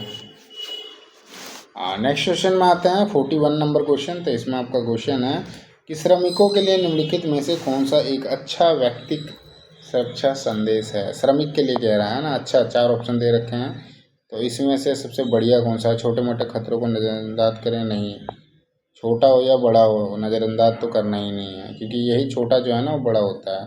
सिर्फ पर्यवेक्षकों को सुरक्षा प्रोटोकॉल का नहीं, सभी को सुरक्षा प्रोटोकॉल का जो होता है पालन करना होता है। जल्दी करो, कार्य पूरा करो, सुरक्षा बाद में भी हो सकती है। नहीं, ये पहली प्रायोरिटी होनी चाहिए। ये काम भले देर हो जाए या ना हो, लेकिन कोई ऐसी चूक नहीं होनी चाहिए कि आपको हार्म हो, आपको चोट लगे।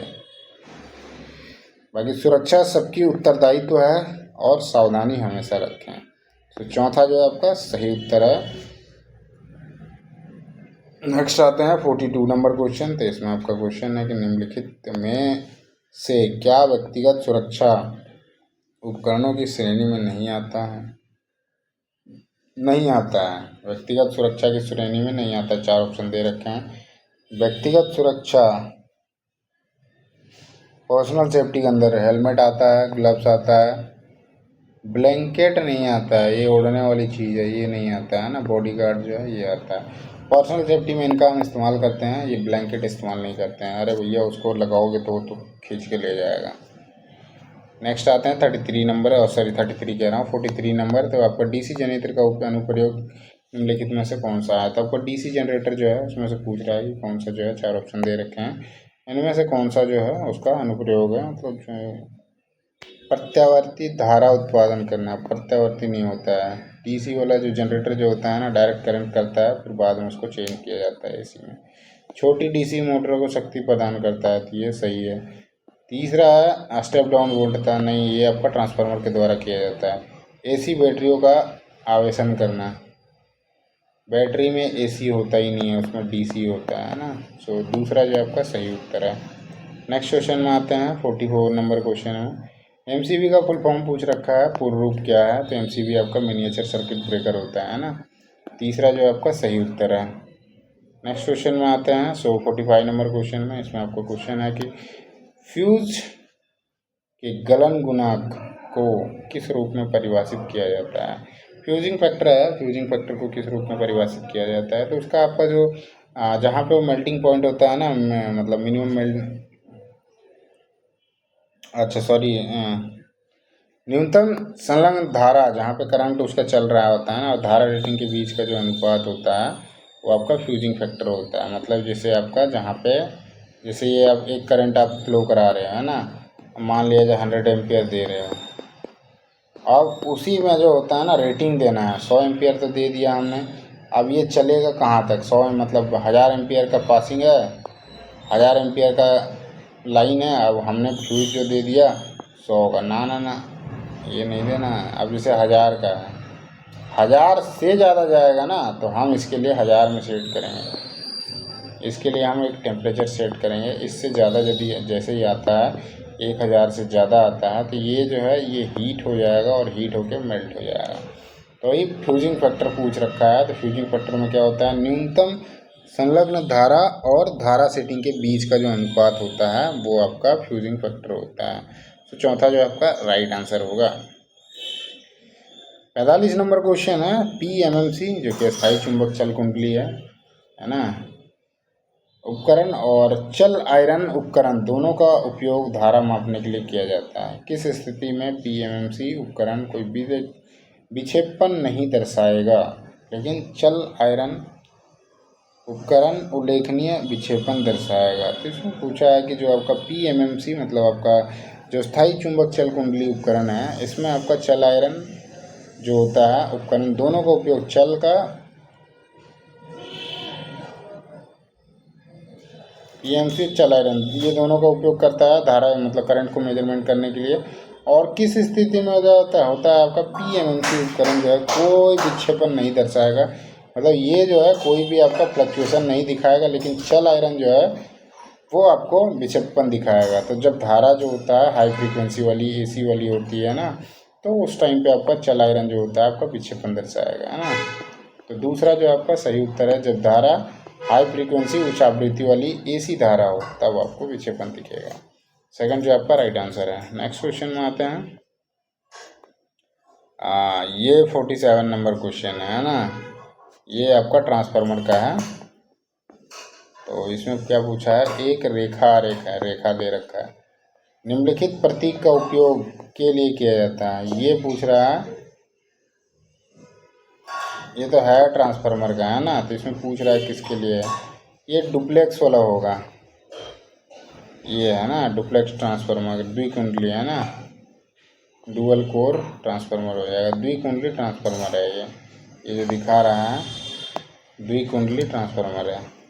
नेक्स्ट क्वेश्चन में आते हैं। 48 नंबर क्वेश्चन, इसमें आपका क्वेश्चन देखते हैं कि आपका कंटिन्यूटी टेस्टिंग मुख्य रूप से की जांच के लिए उपयोग किया जाता है। कंटिन्यूटी जो होता है, तो जैसे आपका फेज डिफरेंस होता है ना, आप मान के चलो 2 पॉइंट होते हैं, 2 लेफ्ट का ले लो, एक जैसे फेज डिफरेंस निकालने के लिए हम क्या करते हैं, यहाँ से यहाँ का मेजरमेंट करते हैं ना, यहाँ कितना वोल्टेज है। तो कंटिन्यूटी टेस्टिंग में भी वही होता है, एक वायर है आपका, एक यहाँ पे आप लगाओगे, एक यहाँ पे लगाओगे, और दोनों को आप चेक करोगे कि यहाँ पे कंटिन्यूटी मतलब यहाँ से यहाँ तक मेरा सारा कुछ मतलब कंडक्टर सही है या नहीं है, एक इस पॉइंट पे एक इस पॉइंट पे, तो 2 पॉइंट के बीच का जो विद्युत सातत्य होता है वही आपका कंटिन्यूटी होता है ना। तीसरा जो है आपका सही उत्तर है।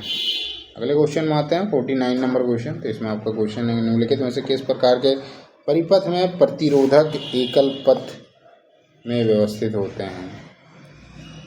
तो कौन से प्रकार के परिपथ होते हैं जिसमें आपका प्रतिरोधक जो होता है एकल पथ में व्यवस्थित होते हैं। तो आपका वो श्रेणी क्रम में होता है, क्योंकि 2 तरह के होते हैं प्रतिरोध वाले, एक आपका होता है पैरेलल में और एक होता है सीरीज में, है ना। पैरेलल में क्या होता है, 1/r is equals to 1/r1 plus 1/r2 ये होता है, जबकि सीरीज में क्या होता है, r is equals to r1 plus r2 है ना। तो इसमें क्या पूछ रहा है, एकल पथ। तो एकल पथ तो इसी में आएगा, क्योंकि आप जब रेजिस्टेंस का बनाओगे ये आएगा,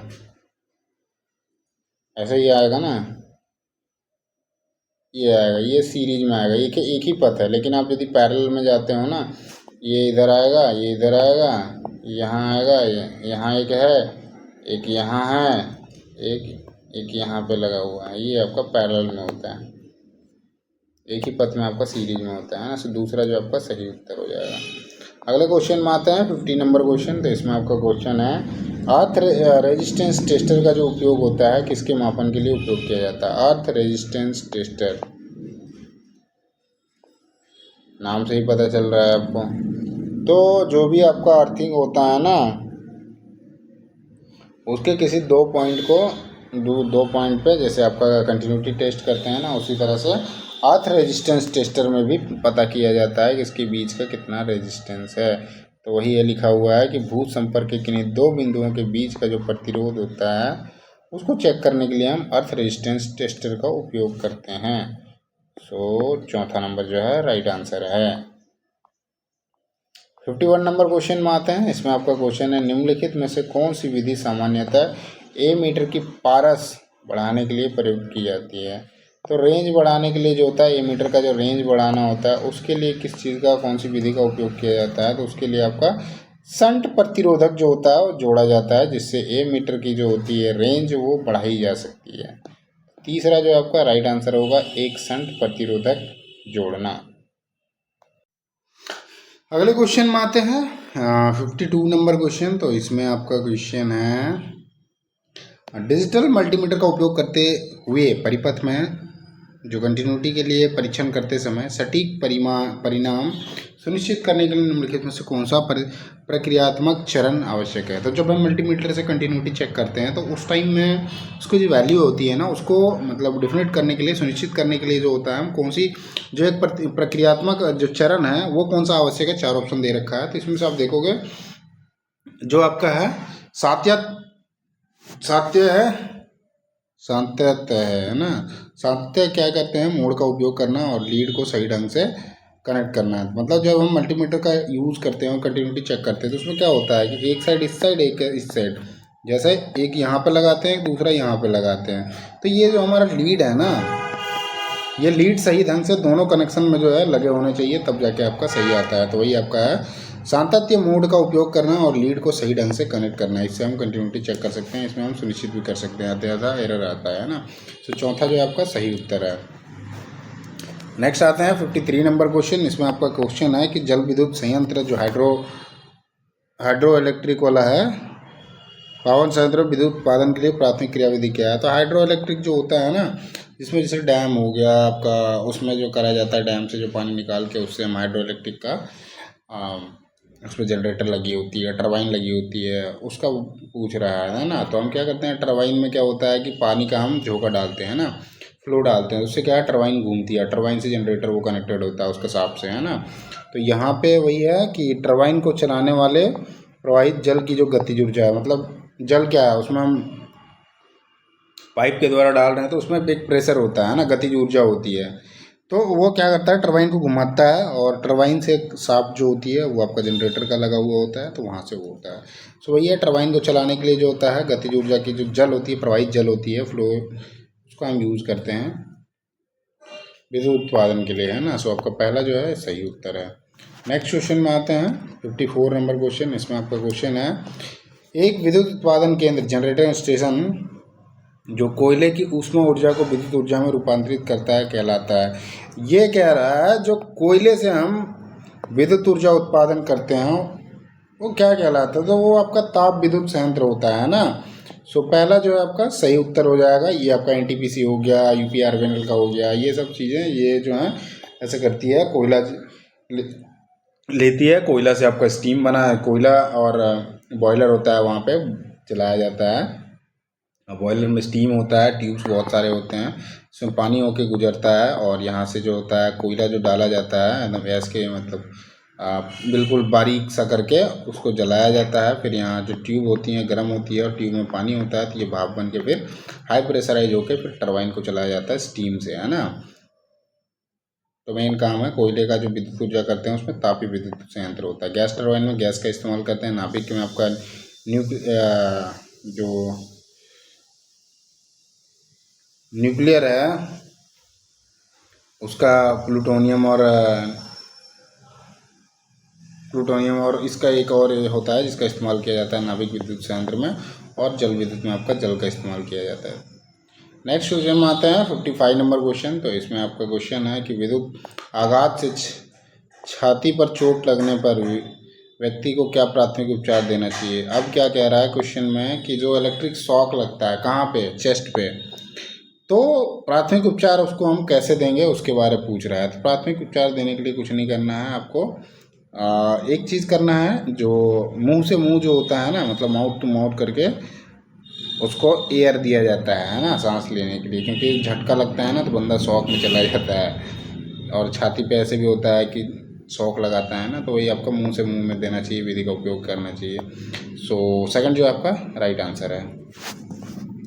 नेक्स्ट है 56 नंबर क्वेश्चन। इसमें आपका क्वेश्चन है, पाइप भू संपर्कन प्रणाली की संस्थापन प्रक्रिया में, जैसे अर्थिंग लगाते हैं ना आपका पाइप टाइप का, मतलब अर्थिंग जो उसमें सिस्टम इस्तेमाल कर रहे हैं उसमें, तो पाइप को ज़मीन में लंबवत गाड़ने का प्राथमिक उद्देश्य क्या है। तो जो आपका पाइप होता है ना अर्थिंग में, उसका परपेंडिकुलर डालने का मेन उद्देश्य क्या होता है उसके बारे में पूछ रहा है। तो वो क्या करता है ना, मृदा के साथ जो होता है प्रवाही जो होती है विद्युत संपर्क प्राप्त करने के लिए होता है, इसलिए हम उसको लंबवत गाड़ते हैं ना, या फिर परपेंडिकुलर डालते हैं। तो दूसरा जो आपका सही उत्तर हो जाएगा, मृदा के साथ प्रवाही विद्युत संपर्क प्राप्त करने के लिए जो होता है अर्थिंग प्रणाली में, मतलब अर्थिंग पाइप पर अर्थिंग जो प्रणाली होती है उसमें पाइप को जो होता है लंबवत गाड़ना पड़ता है।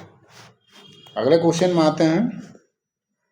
57 नंबर क्वेश्चन है। इसमें आपका क्वेश्चन है, एनर्जी मीटर रिकॉर्डेड ऊर्जा देता है। जो एनर्जी मीटर है ना वो कौन सा रिकॉर्डेड ऊर्जा देता है, इसके यहाँ फॉर्मूला से ये रिलेट कर रहा है। तो रिकॉर्डेड ऊर्जा जो होता है, जो भी आपका परिक्रमण होता है और उसमें आपका जो स्थिरांक होता है मीटर का, वो आपका होता है रेशियो में, है ना। तो दूसरा जो है आपका सही उत्तर है, रिकॉर्डेड ऊर्जा इज इक्वल्स टू परिक्रमण बाय मीटर स्थिरांक हो जाएगा। सो दूसरा जो है आपका सही उत्तर है। नेक्स्ट आते हैं 58 नंबर क्वेश्चन। ये आपका एक साइन दिया हुआ है, वार्निंग साइन, इसके बारे में पूछ रखा है, ये किस चीज़ को दिखा रहा है। तो ये आपको जनरली जहाँ भी आपके पैनल्स लगे होंगे, पैनल्स में हो गया, ट्रांसफार्मर में हो गया, बैटरीज हो गया, तो वहाँ पे आपको ये सारी चीज़ें मिलेंगी। तो ये आपका रिस्क ऑफ इलेक्ट्रिक शॉक का है ना, खतरे की चेतावनी देना। तो ये रिस्क ऑफ इलेक्ट्रिक शॉक का होता है, यहाँ तो खाली खतरे का दे रखा है। सो तीसरा जो आपका राइट आंसर है। अगला क्वेश्चन में आते हैं। अगला जो है आपका 59 नंबर क्वेश्चन। इसमें आपको क्वेश्चन पूछा है, जो MCCB प्राय की रेटिंग के लिए लगाए जाते हैं।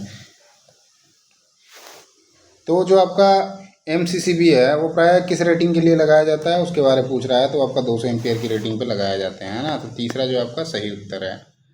नेक्स्ट क्वेश्चन में आते हैं 60 नंबर क्वेश्चन। तो इसमें आपका क्वेश्चन है, निम्नलिखित में से कौन सा घटक PV और मॉड्यूल का एक भाग नहीं है। इसमें से 4 दे रखे हैं, इसमें से पूछा है कि PV और मॉड्यूल का जो है PV सोलर मॉडल उसका भाग नहीं है, तो उसमें आपका रेक्टिफायर नहीं होता है ना। बाकी सारे होते हैं, चार्ज कंट्रोलर होता है, स्टोरेज बैटरी होती है, इन्वर्टर भी होता है ना। रेक्टिफायर जो होता है नहीं होता है। तो पहला जो है ये आपका सही उत्तर है। नेक्स्ट क्वेश्चन में आते हैं 61 नंबर क्वेश्चन। तो इसमें आपका क्वेश्चन है, विद्युत रोधन प्रतिरोध इंसुलेशन रेजिस्टेंस परीक्षण मुख्यतः निम्नलिखित में से किसके लिए किया जाता है। तो इंसुलेशन रेजिस्टेंस किस लिए किया जाता है।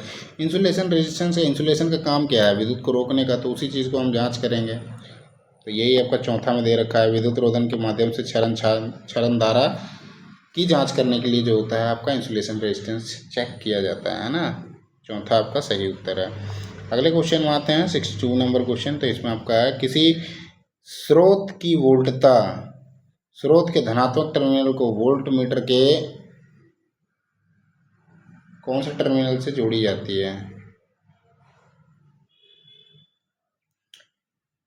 तो किसी स्रोत में वोल्ट है, उसमें आपका एक है स्रोत का धनात्मक, है ना, पॉजिटिव आ रहा है, पॉजिटिव टर्मिनल को वोल्ट मीटर कहते हैं। तो वोल्ट मीटर इस तरह से लगा हुआ होता है, पैरेलली लगा होता है ना। किससे जोड़ा जाता है, तो वो धनात्मक से ही जुड़ेगा ना, पॉजिटिव टू पॉजिटिव ही जुड़ता है। सो आपका तीसरा जो है ये आपका सही उत्तर है। नेक्स्ट क्वेश्चन में आते हैं 63 नंबर क्वेश्चन। तो इसमें आपका क्वेश्चन दिया हुआ है, विद्युत मापदंडों को मापने के लिए स्वतः मीटर पठन MR अवसंरचना में सामान्यतः निम्नलिखित में से कौन सी तकनीक का उपयोग किया जाता है। तो विद्युत मापदंडों में जो होता है मीटर पठन किया जाता है, उसमें आपका किस चीज़ का कौन सी तकनीक का यूज किया जाता है। तो उसमें आपका PLC होता है, पावर लाइन कम्युनिकेशन, उस तकनीक का इस्तेमाल किया जाता है आपका मीटर का पठन करने के लिए, है ना। सो पावर लाइन कम्युनिकेशन हो जाएगा। चौथा आपका सही उत्तर है। हाइड्रोलिक पंप जो होता है ये आपका हाइड्रोलिक जहाँ पे चलते हैं ना, जैसे जैक हो गया, उन चीज़ों को उठाने के लिए इस्तेमाल किया जाता है। और भी बहुत जगह पे इस्तेमाल होता है ब्रेक लगाने का, और भी अलग अलग हैं। तो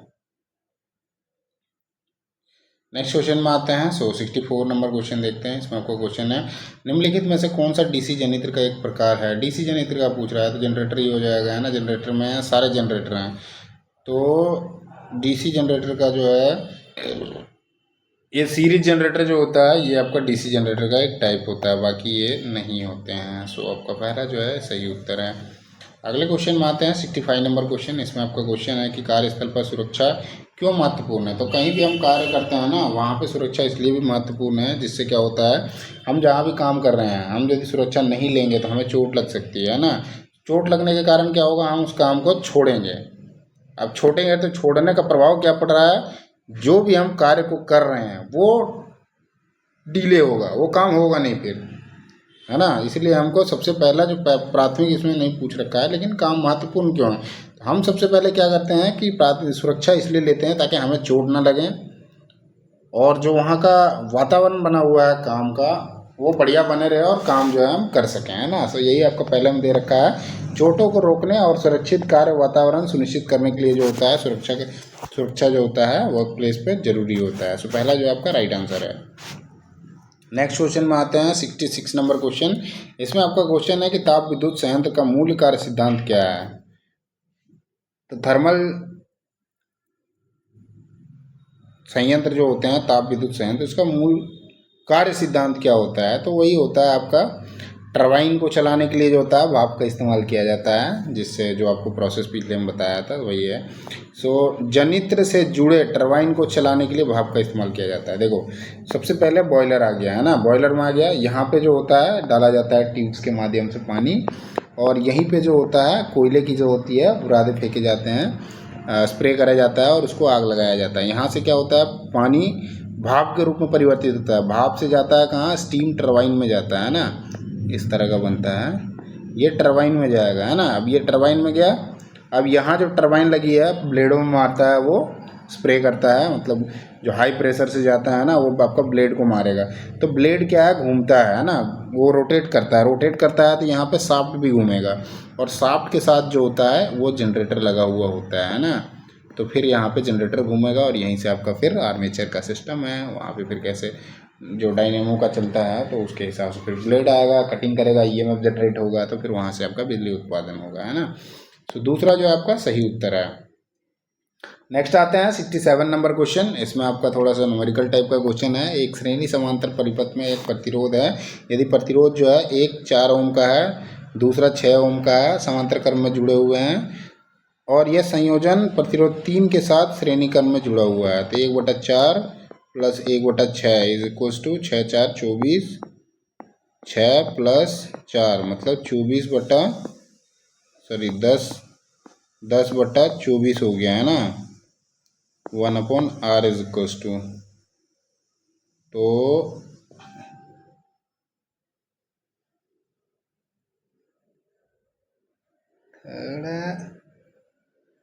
एक बटा 24 हो गया है ना, 10/24, तो 2.4 हो जाएगा, है ना। 2.4 ओम्स हो जाएगा रेजिस्टेंस।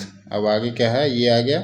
अब यहाँ पे जोड़ रहा है श्रेणी क्रम में, है ना, तो 2.4 प्लस 10, तो ये आपका 12.4 ओम आ जाएगा, है ना। ये आपका तीसरा जो है ये आपका सही उत्तर है। नेक्स्ट क्वेश्चन में आते हैं 68 नंबर क्वेश्चन। इसमें आपका क्या है, 10 फ्रीक्वेंसी दे रखा है, माइक्रोन फ्रीक्वेंसी नहीं है। 10 म्यू एफ है, 20 म्यू एफ है, 14 है ना, 40 है।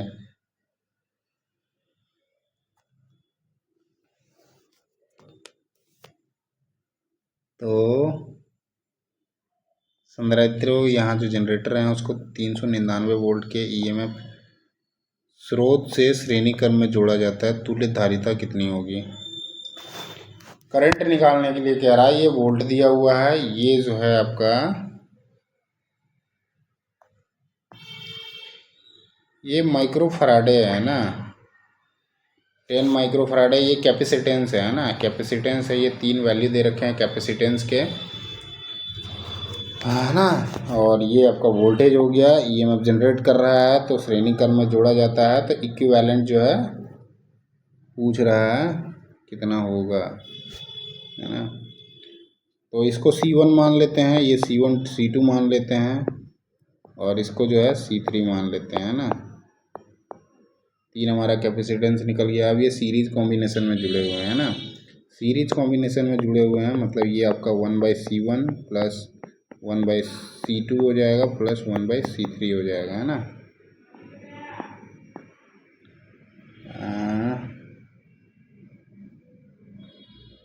ये होता है 1/C इक्विवेलेंट, है ना। ये हो जाएगा, तो सबको जोड़ देते हैं, 1/10 हो जाएगा, 1/20 हो जाएगा, प्लस 1/40 हो जाएगा, तो ये हमारा 40 आ जाएगा। 4 प्लस 2 प्लस 1, है ना, 4 2 6 7, 7/40, 7/40, है ना। 1/C इक्विवेलेंट का आ गया ये, तो ये हमारा C इक्विवेलेंट जो आ जाएगा 40/7 आ जाएगा, है ना।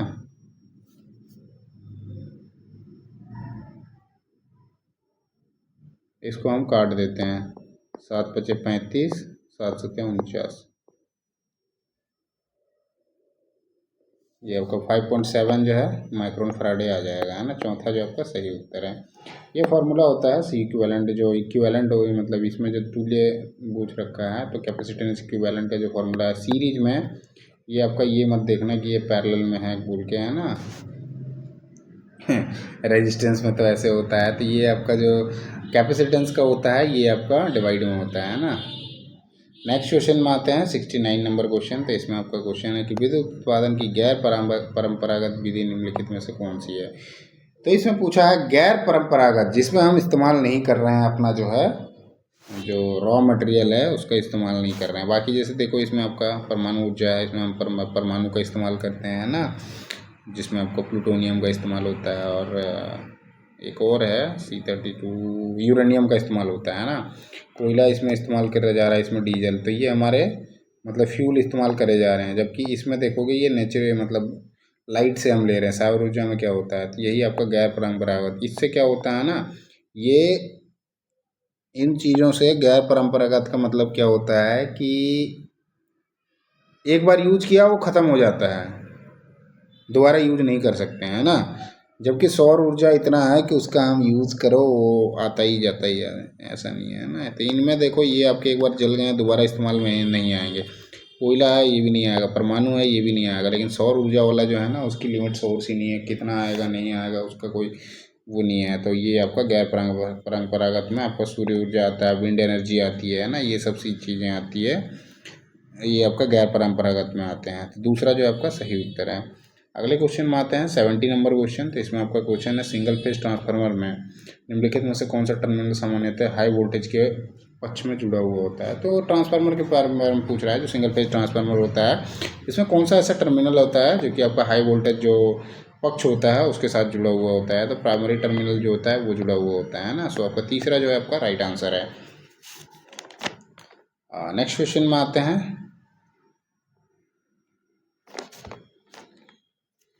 अगला जो है 71 नंबर क्वेश्चन। इसमें आपका क्वेश्चन है मिनिएचर सर्किट ब्रेकर मुख्यतः किससे सुरक्षा प्रदान करता है। तो ये आपका जो है हाई वोल्टेज या फिर लो वोल्टेज होता है ना, मतलब ज़्यादा लोड पड़ता है या फिर लो लोड होता है, तो उस चीज़ में उस केस में CMCB जो होता है डाउन हो जाता है ना, जिससे हमारे जो डिवाइसेस हैं वो ख़राब ना हो।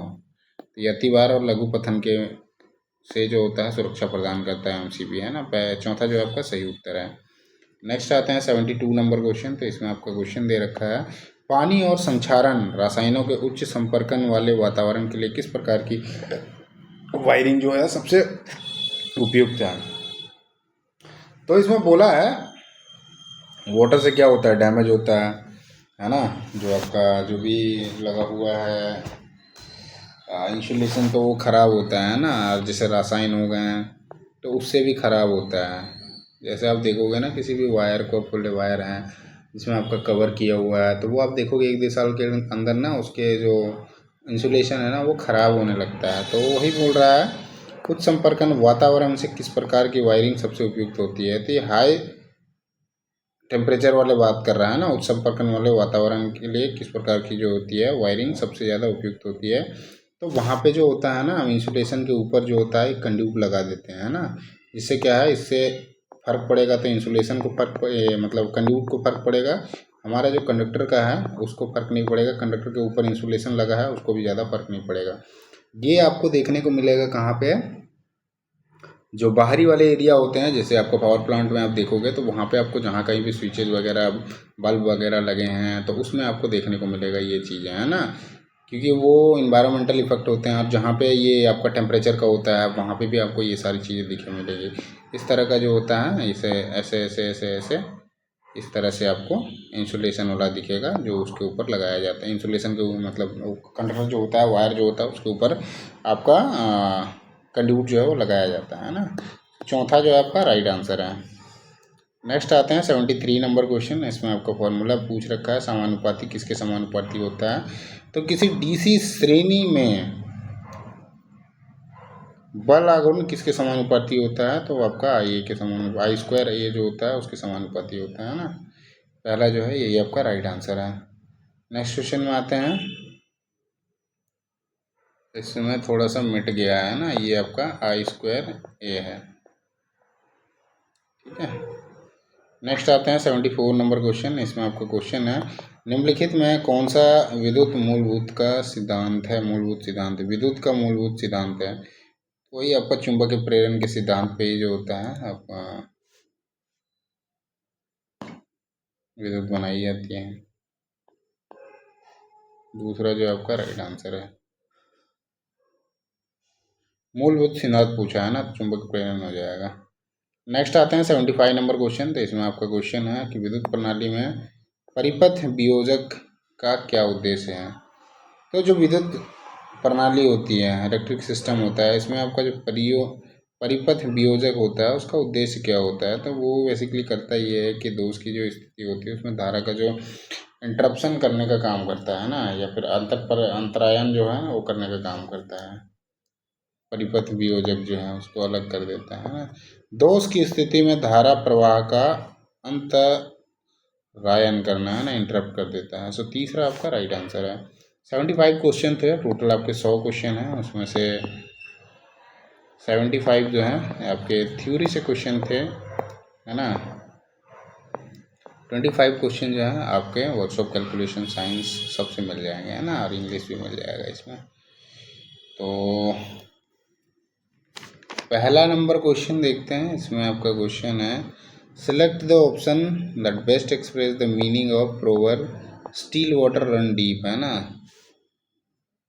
जो शांत पानी होता है वो बहुत गहरा होता है, इसके बारे कह रहा है ना। तो इसका 4 ऑप्शन दे रखा है, इसमें से प्रोवर्ब पूछा है ना, कि प्रोवर्ब जो है सबसे बढ़िया तरीके से एक्सप्लेन कर रहा हो, बता रहा हो, उसके बारे पूछ रहा है ना। स्टिल वाटर रन डीप, है ना, जो रुका हुआ पानी होता है काफ़ी गहरा होता है। इट मीन्स क्या है कि ये थोड़ा अलग आ गया है ना। It means a person who says little might in fact no a lot, मतलब जो व्यक्ति जो होता है आपको जितना शांत दिखेगा ना, इसका मतलब ये आप समझ जाओ कि वो काफ़ी ज़्यादा जानकार है उस चीज़ों में, है ना। आदमी एक समय के बाद ना, जितनी ज़्यादा आपके पास जानकारी आने लगेगी ना, आप धीरे धीरे शांत होते हो, है ना। जितना कम जानकारी है उतना आदमी देखोगे उछलता है या बोलता ज़्यादा है ना। जैसे जैसे जानकारी आ जाती है, वैसा नहीं है कि आप पॉलिटिक्स में जाओगे, क्योंकि वहाँ जानकार ना जानकार वो आदमी जो नहीं जान रहा है वो तो कुछ बोलता ही नहीं, जानता है वो। ये नॉलेज के बेस पे आता है जहाँ पे काम है, तो आदमी साइलेंटली अपना चुपचाप रहता है, चीज़ों को जितना ज़रूरत है उसके हिसाब से ही करता है ना। तो वही लिख रखा है कि जो आदमी को आप शांत देख रहे हो उसको मतलब ये नहीं होता है कम होता है, आप जान लो कि वो बहुत ज़्यादा जानकार है ना, ये होता है। चौथा नंबर जो है आपका सही एक्सप्रेस कर रहा है इसको, स्टिल वाटर रन डीप, है ना। हमें शांत पानी जो दिखता है बाहर से थोड़ी दिख रहा है कि कितना गहरा है ना। नेक्स्ट क्वेश्चन में आते हैं। तो सेकंड नंबर क्वेश्चन है कि ग्रेटफुल के प्रत्येक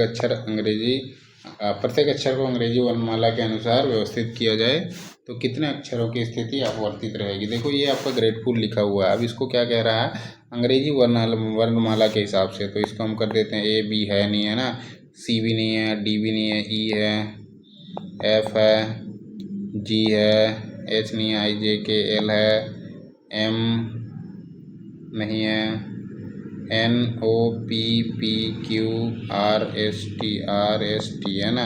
अब इसमें देखो कितना आपका अपवर्तित रह रहा है। तो पहले में जी है, जी आर है, इसमें किसी में नहीं है, टी भी नहीं है, ई भी नहीं है, एफ 4 3 7 4 4 8 एक और रह रहा है, यू हो जाएगा इधर, है ना। तो कोई भी देखोगे ना ये सेम प्लेस में नहीं है। जैसे यहाँ पे लिखते हैं हम GRATEFUL, तो ये देखो कोई भी अपने स्थान में जो है ना सेम स्थान में नहीं है, सब चेंज हो गए हैं। तो ये आपका एक भी जो है अपने स्थान पे नहीं है ना, अपवर्तित नहीं है बोल के मतलब वही चीज़ है। तो एक भी नहीं है, तो पहला जो आपका सही उत्तर है। नेक्स्ट आते हैं थर्ड नंबर क्वेश्चन। ये वर्क से क्वेश्चन है ना। ए और बी किसी काम को 11-16 दिन में करते हैं, है ना। एक 11 दिन में करता है, ए बी जो है आपका 16 दिन में करता है ना। ए बी दोनों साथ मिलकर कार्य करते हैं, दोनों मिलकर साथ करते हैं, 11 16 176 हो जाएगा। कितने दिन हम पूरा करेंगे, टोटल काम जो है 176 काम हो गया। अब इसको कितने दिन में करेंगे, तो ये आपका 16, ये 11, 16 11 27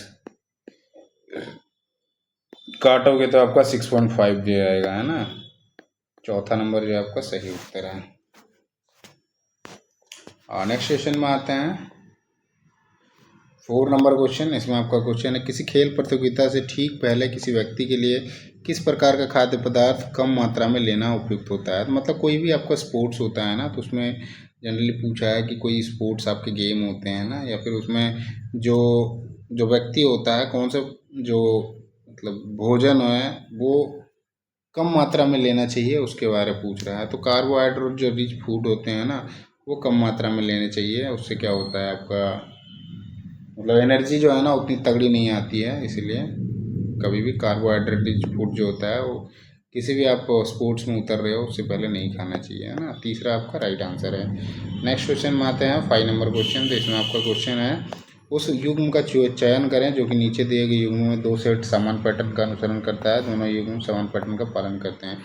जैसे यहाँ HBN है, यहाँ KEN लिख रखा है ना, IPC है, LSF लिख रखा है। तो HBN जैसे है, यहाँ पे हम देखते हैं HBN, इसको लिख रखा है KEQ, है ना। तो इसमें जैसे हम देखेंगे HIJK, मतलब इसमें आपका 3 प्लस किया है ना, इसमें भी 3 प्लस किया है, CDE प्लस 3 है, इसमें NMNOPQ इसमें भी 3 प्लस किया है। सेम दूसरे में आते हैं IPC, है ना, IPC को LSF लिख रखा है, IJKL इसमें भी प्लस 3 है, PQRS प्लस 3 है, इसमें भी आपका 3 है, CDEF है ना, DEF प्लस 3 इसमें भी है। 3 कर देना है। 3 हम देखते हैं पहले नंबर पे RNE लिख रखा है, RNE तो UQE है ना, UQH है ना, RSTU प्लस 3 है,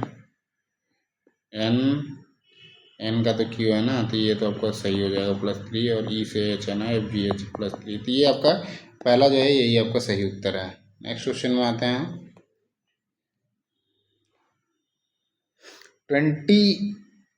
2023 अर्जुन पुरस्कार विजेता ओजस प्रवीण देवताले निम्नलिखित में से किस खेल से संबंधित है। तो जो ओजस प्रवीण देवताले हैं ये कौन से खेल से संबंधित हैं जिनको 2023 में जो है अर्जुन पुरस्कार मिला था। तो ये आपके तीरंदाजी से संबंध रखते हैं। सो पहला जो है आपका सही उत्तर है। अगले क्वेश्चन में आते हैं 7 नंबर क्वेश्चन। ये सिंपल आपका वैल्यू करना है, कैलकुलेशन है ना, तो सिंपल का है, ज़्यादा कुछ है नहीं। इसका आप LCM ले लो, मल्टीप्लाई कर दो, जैसे 14 LCM आ जाएगा, है ना, 14 LCM आ जाएगा। अगले में क्या हो जाएगा, 2 से मल्टीप्लाई कर दो 10 हो जाएगा, प्लस हो ये आपका 10 हो जाएगा, ये आपका 4 हो जाएगा, प्लस ये आपका 8 हो जाएगा, और ये माइनस में आपका 56 हो जाएगा, है ना, 14 चौका 56 हो जाएगा। इसको करते हैं 20 4 24, 32 हो जाएगा। 32 में से 56 घटा दो तो कितना, 18 और 6 24, और नीचे 14 है, चूँकि ये बड़ा है तो इसके आगे माइनस है तो माइनस हो जाएगा, 24/14 हो जाएगा, है ना। तीसरा जो आपका राइट आंसर है। नेक्स्ट क्वेश्चन में आते हैं 8 नंबर क्वेश्चन है, फिल इन द ब्लैंक्स का है, तो खाली स्थान को भरना है। He was reading a book about history of ancient Rome, खाली स्थान पूछ रखा है। तो देखो हिस्ट्री ऑफ एंशियंट रोम, तो किसी के बारे एग्जैक्ट फैक्ट है ना, इसके बारे पूछ रहा है, यूनिवर्सल ट्रूथ है रोम के बारे, तो आपका दे लग जाएगा, है ना। तो एक वो जो है एक बुक पढ़ रहा है जिसमें आपका क्या है, रोम का जो इतिहास है उसके बारे में पढ़ रहा है। तो यूनिवर्सल ट्रूथ जो होता है उसमें आपका द लग जाता है ना। सो कोई यहाँ संख्या तो है नहीं, क्योंकि नो आर्टिकल का तो सवाल ही नहीं है ना। ए होता है, एन होता है, ये आपका लगते हैं कोई संख्या होती है, किसी के बारे एन लगता है, जैसे कोई व्यक्ति के बारे लग रहा है, कोई पोस्ट है, जैसे जो इंजीनियर है, डॉक्टर है, तो उस केस में ये चीज़ें लगती है। एक जब संख्या होता है उस टाइम पे लगता है, बाकी द जो है ये ट्रूथ में लगता है। तो एंशिएंट रोम के बारे है ना, तो चौथा नंबर जो आपका राइट आंसर है। नेक्स्ट आते हैं 9 नंबर क्वेश्चन में। सो यहाँ पे कैस्केटिंग लिखा हुआ है, प्रत्येक अक्षर को अंग्रेजी वर्णमाला के क्रम में उसको ठीक पहले वाले अक्षर से बदल दिया जाता है, ठीक पहले वाले से बदल दिया जाता है, और फिर इस प्रकार से बने सभी अक्षरों को वर्णमाला में क्रम में व्यवस्थित किया जाता है। इस प्रकार बने अक्षरों के नए समूह में निम्नलिखित में से कौन सा अक्षर बाएं से 5वां स्थान पे होगा, है ना। इसको बदल देते हैं, है ना। जैसे ठीक पहले वाले पूछ रहा है ना, ठीक पहले वाले पे सी का है, CA पूरा ही लिख देता हूँ, है ना, CASKETING, है ना। ठीक पहले वाला क्या हो जाएगा, यहाँ B हो जाएगा,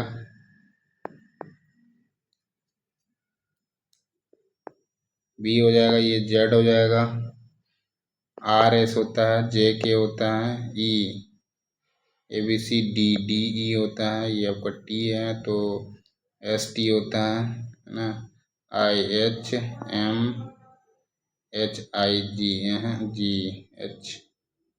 ABCF हो जाएगा, है ना। अब बाएं से 5वां पूछ रहा है ना, बाएं से पहला, दूसरा, तीसरा, चौथा, 5वां, गलत हो गया, है ना। बाएं से पांचवा होगा।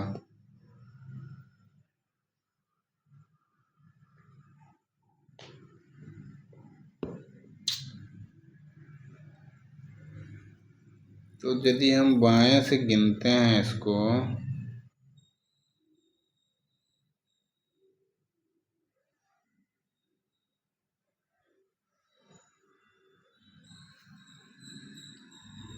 कुछ मिस्टेक हो रहा है लग रहा है।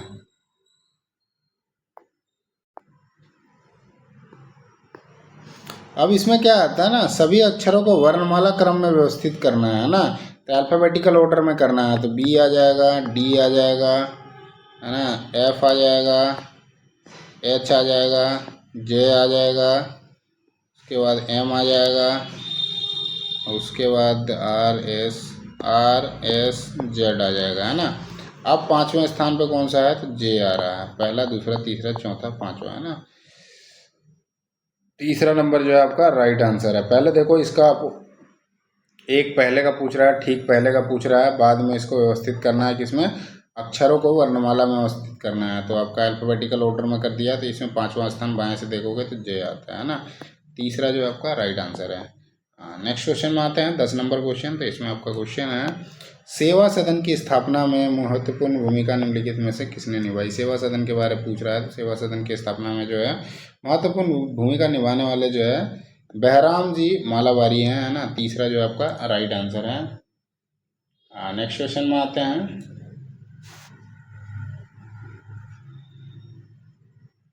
11 नंबर क्वेश्चन। इसमें आपका कूट भाषा दिया हुआ है, विल्ट को आपका 7319 लिखा है, लिफ्ट को आपका 9573 लिख रखा है। तो कूट में डब्ल्यू को क्या लिखेगा, तो WILT है ना, इसका आपका 7319 है। इसमें यदि देखते हैं लिफ्ट को जो है उसमें लिख रखा है 9573, है ना। टी कॉमन है, IL कॉमन है, आई कॉमन है, डब्ल्यू और एफ रह रहा है, ये अलग अलग हो रहा है। तो तीन संख्याएं जो है 9 3 और 7, 937, इसमें 5 रह रहा है, इसमें 1 रह रहा है। तो आपका ये इसमें आपका डब्ल्यू है तो डब्ल्यू का 1 हो जाएगा, इसमें एफ का 5 हो जाएगा। डब्ल्यू का पूछ रखा है ना, पहला चौथा नंबर जो है एक आपका राइट आंसर है। नेक्स्ट क्वेश्चन में आते हैं, 12 नंबर क्वेश्चन। इसमें पूछा है, भारत के निम्नलिखित भौगोलिक विशेषताओं को पूर्व से पश्चिम की ओर, मतलब जैसे भारत का नक्शा हम बनाते हैं, है ना, तो पूर्व से पश्चिम मतलब इधर से इधर करना है ना। मालवा का पठार इस आसपास में कहीं पे, छोटा नागपुर यहाँ पे है, अरावली जो है इस आसपास में है, गारो खासी जयंती यहाँ पे है ना मेघालय में। सबसे पहले गारो खासी जयंतिया होगी, फिर उसके बाद आपका क्या है छोटा नागपुर हो जाएगा, फिर उसके बाद जो है मालवा का पठार हो जाएगा, क्योंकि मालवा जो है MP महाराष्ट्र के एरिया में पड़ता है ना, और राजस्थान में पड़ता है आपका अरावली। तो यही आपका हो जाएगा, सबसे पहले गारो खासी जयंतिया डी हो जाएगा, फिर उसके बाद छोटा नागपुर बी हो जाएगा, उसके बाद आपको मालवा हो जाएगा मालवा, फिर उसके बाद अरावली। तो आपका DBAC जो है राइट आंसर है ना, पूर्व से पश्चिम की ओर। नेक्स्ट क्वेश्चन में आते हैं, 13 नंबर क्वेश्चन। ये अरेंज करना है, ये थोड़ा लंबा है ना, तो इसका आप कर लेना, क्योंकि ये बहुत ज़्यादा लंबा है, सबका करने में थोड़ा टाइम। सो दूसरा जो है यही आपका राइट आंसर ही होगा, है ना। नेक्स्ट क्वेश्चन में आते हैं, 14 नंबर क्वेश्चन। तो इसमें आपका क्वेश्चन है, आंकड़े दिए गए हैं इसमें, और 21 की माध्यिका x है। यदि 32 और 89 से प्रतिस्थापित किया जाता है तो आंकड़ों की माध्यिका y होती है, x माइनस वाई का वैल्यू कितना होगा। तो हमारे यहाँ काउंटिंग करते हैं, 1 2 3 4 5 और 4 9 1 10, है ना। तो n इजिकल्स टू 10 मान लेते हैं, है ना। n बराबर जो है 10 हो जाएगा, इनिशियल मीडियम में n मान लेते हैं। एक इसमें ना 4 जो है वो आपका इवन नंबर है ना, इसको हम असेंडिंग ऑर्डर में सेट कर देते हैं, मतलब बढ़ते क्रम में जो होता है उसमें सेट कर देते हैं। तो आपका 4 9 13 19 21 32 38 45 51 और आपका 57 हो जाएगा, है ना। अब इसमें जो हमारा है मीडियन निकालते हैं, माध्यिका निकालते हैं, तो टोटल 10 है। 10 है मतलब यहाँ पे आएगा 21 और 32 के बीच में आएगा, है ना। 21 और 32 को जोड़ते हैं तो ये हमारा आ जाता है 53/2 करेंगे, है ना। तो ये हमारा आ जाएगा 25, 26, 26.5, है ना। 26.5 आ जाएगा। ये हमारी x की वैल्यू आ जाएगी, सपोज करो, है ना। x इज इक्वल टू 26.5 हो गया, है ना। अब एक तो हमारा एक्सिस को भी मीडियन मान लेते हैं, है ना। नया मीडियन निकालते हैं। तो आपका 26.5 हो गया, इसको लिख दे 26.5 आ गया मीडियन, है ना हमारा। एक तो ये आ गया। एक नया और मीडियन निकालते हैं जिसमें हमारा क्या कह रहा है, 32 को चेंज करना है 89 के साथ में। इस 32 को चेंज करना है ना। तो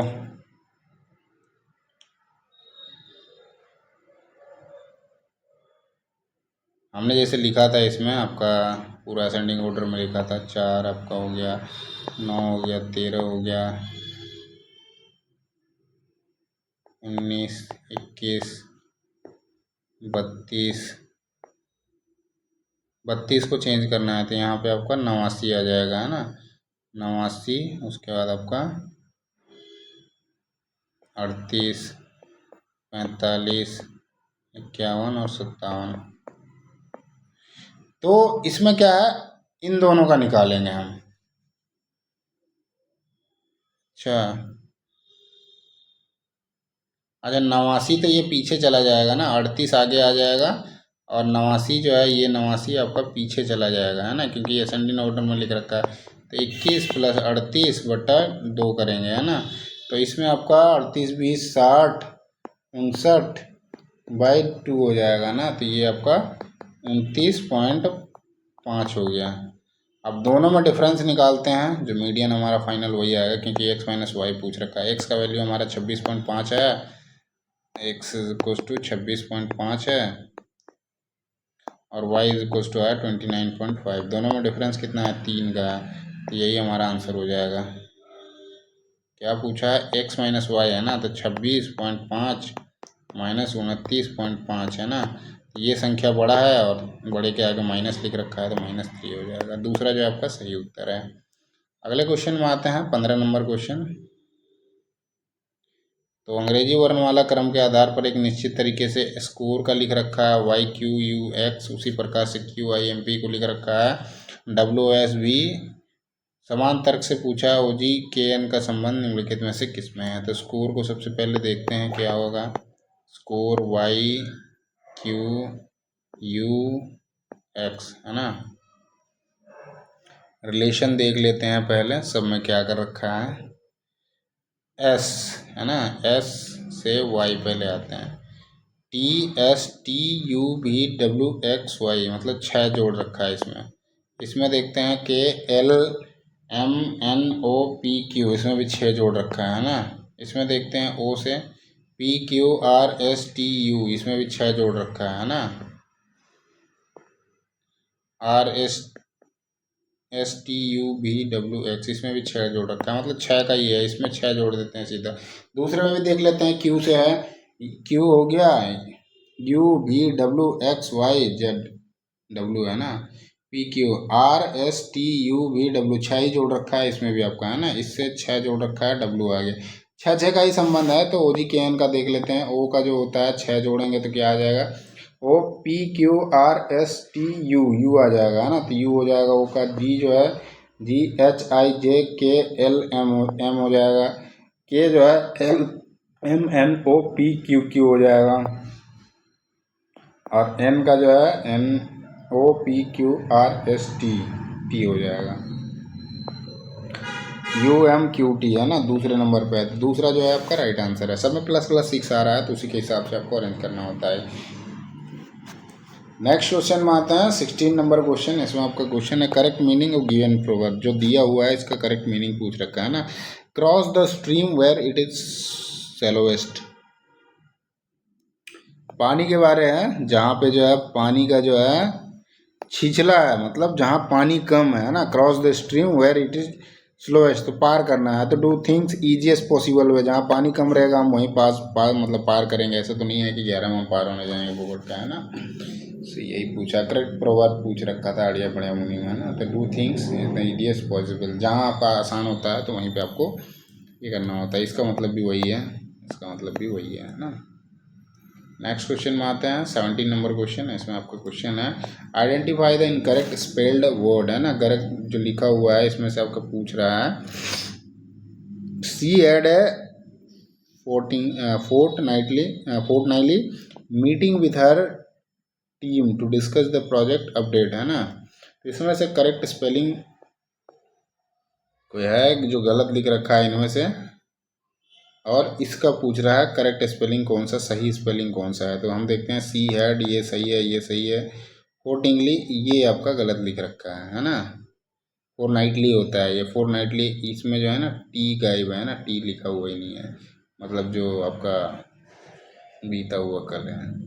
मीटिंग विथ हर मतलब मीट करा था उससे, team to discuss the project update, क्या चल रहा है काम को लेकर, उस चीज़ के बारे में बात हुई थी पिछले नाइट में। तो वही आपका नाइटली नहीं लिख रखा है, टी जो है इसमें गायब है, देखोगे, है ना। चौथा आपका सही उत्तर है। नेक्स्ट क्वेश्चन में आते हैं, 18 नंबर क्वेश्चन।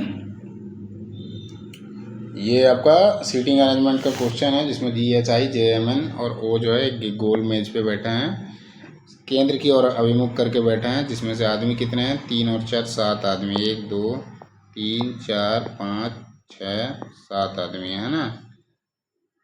M और N के बीच केवल एक व्यक्ति बैठा है ना, M और N के बीच में। तो M को यहाँ बैठा देता हूँ, N को यहाँ बैठा देता हूँ, केवल एक व्यक्ति बैठा है, कोई है। O J के दाएं तीसरे स्थान पर बैठा है,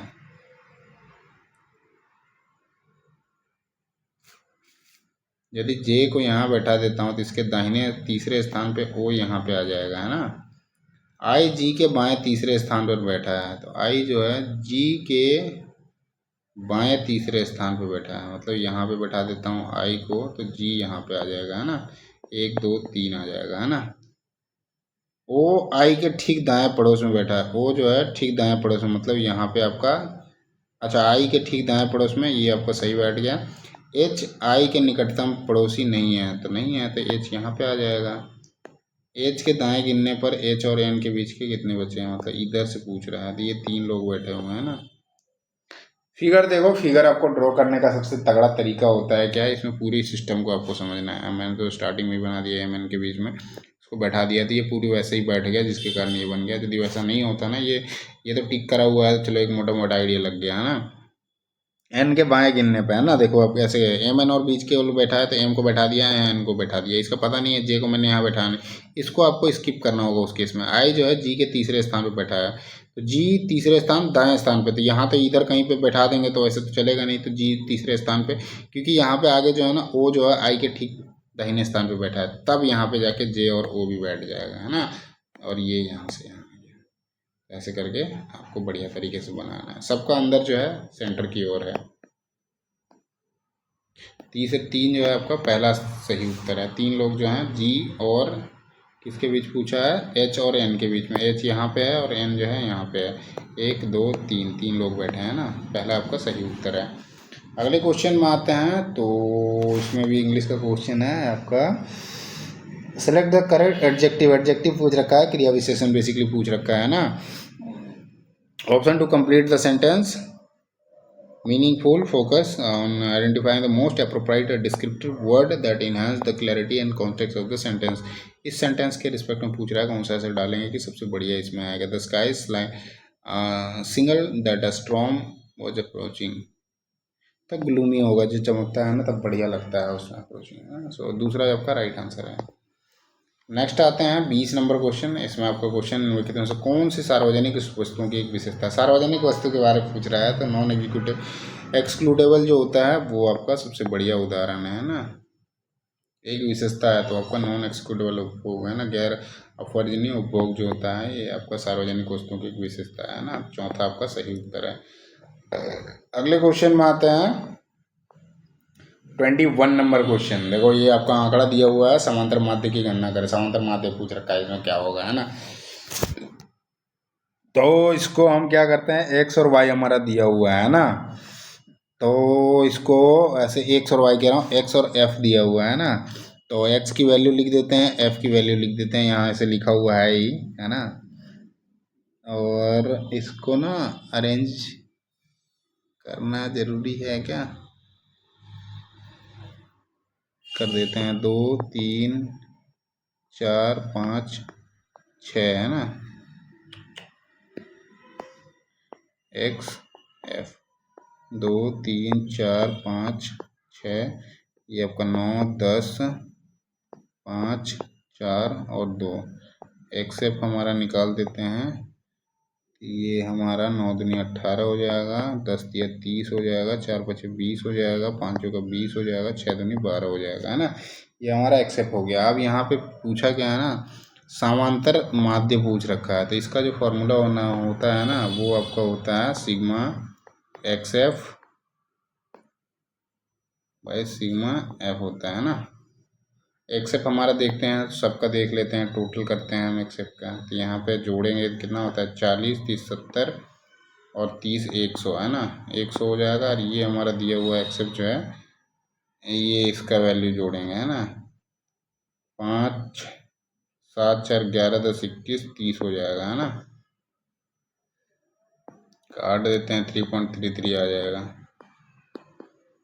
ये फॉर्मूला होता है एक्चुअली, देखो समांतर माध्य पूछा है ना, तो इसमें आपका ये आपका फॉर्मूला होता है। ये फॉर्मूला याद है तो आप कर सकते हैं, एक्स का वैल्यू दिया हुआ है, एफ का दिया हुआ है, एक्सेप्ट के निकाल देते हैं, क्योंकि आपका फॉर्मूला में एक्सेप्ट है ना, 3.3 आ जाएगा, दूसरा जो आपका राइट आंसर है। नेक्स्ट क्वेश्चन में आते हैं, 22 नंबर क्वेश्चन देखते हैं। तो इसमें 22 नंबर क्वेश्चन है, select the option that can be use one word substitution.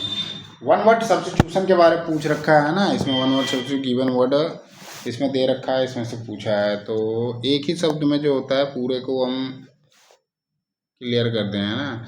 Someone who has a love for travelling and adventure, वह व्यक्ति मतलब कोई एक व्यक्ति है जो कि आपका बहुत प्यार है उसको घूमने का और कुछ साहसिक कार्य करने का, तो इसका एक ही वर्ड में क्या हम जवाब दे सकते हैं, तो होडोफिल हो जाएगा, है ना। होडोफिल का मतलब भी यही होता है, तो तीसरा आपका राइट आंसर हो जाएगा। 23 नंबर क्वेश्चन है, ये आपका सिंपल क्वेश्चन पूछ रखा है, ए सिंपल कर दो यार, ए प्लस बी प्लस सी का होल स्क्वायर, है ना, इसके साथ में आपका ए लगा दिया है, बी लगा दिया है, सी लगा दिया है, तो यही चीज़ है ना, A square plus B square plus C square plus 2ab हो जाएगा, है ना, 2ab 9 7 63 दुनिया 126 हो जाएगा, प्लस 2bc हो जाएगा, तो ये आपका हो जाएगा 8 9 72 दुनिया 144 2 प्लस 2ac हो जाता है, सबके साथ ए बी सी वैल्यू लगा देंगे, तो ये पहला जो आपका राइट आंसर है। नेक्स्ट आते हैं 24 नंबर क्वेश्चन में। इसमें आपका क्वेश्चन है कि एक स्कूल में खेलों में भाग लेने वाली लड़कियों की संख्या जो है 1:5 है ना,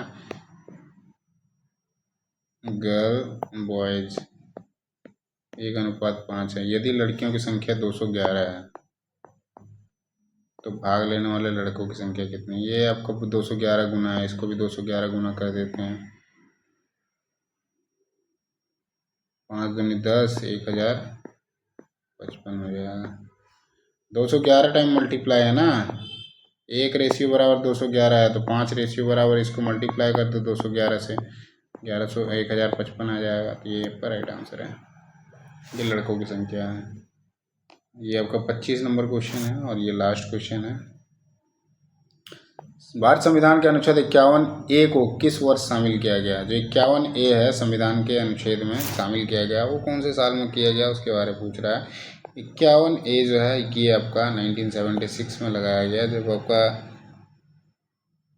आपातकाल चल रहा था देश में, उस टाइम पे इसको लाया गया था, है ना। तीसरा जो है आपका राइट आंसर है। तो यहाँ पे हमारे क्वेश्चन जो है टोटल क्वेश्चन ख़त्म हो गए हैं। तो टोटल जो क्वेश्चन देखा हमने 75 क्वेश्चन जो है ट्रेड थ्योरी के, और 25 क्वेश्चन जो है ये आपके मैथ रीजनिंग इंग्लिश उसके क्वेश्चन है ना।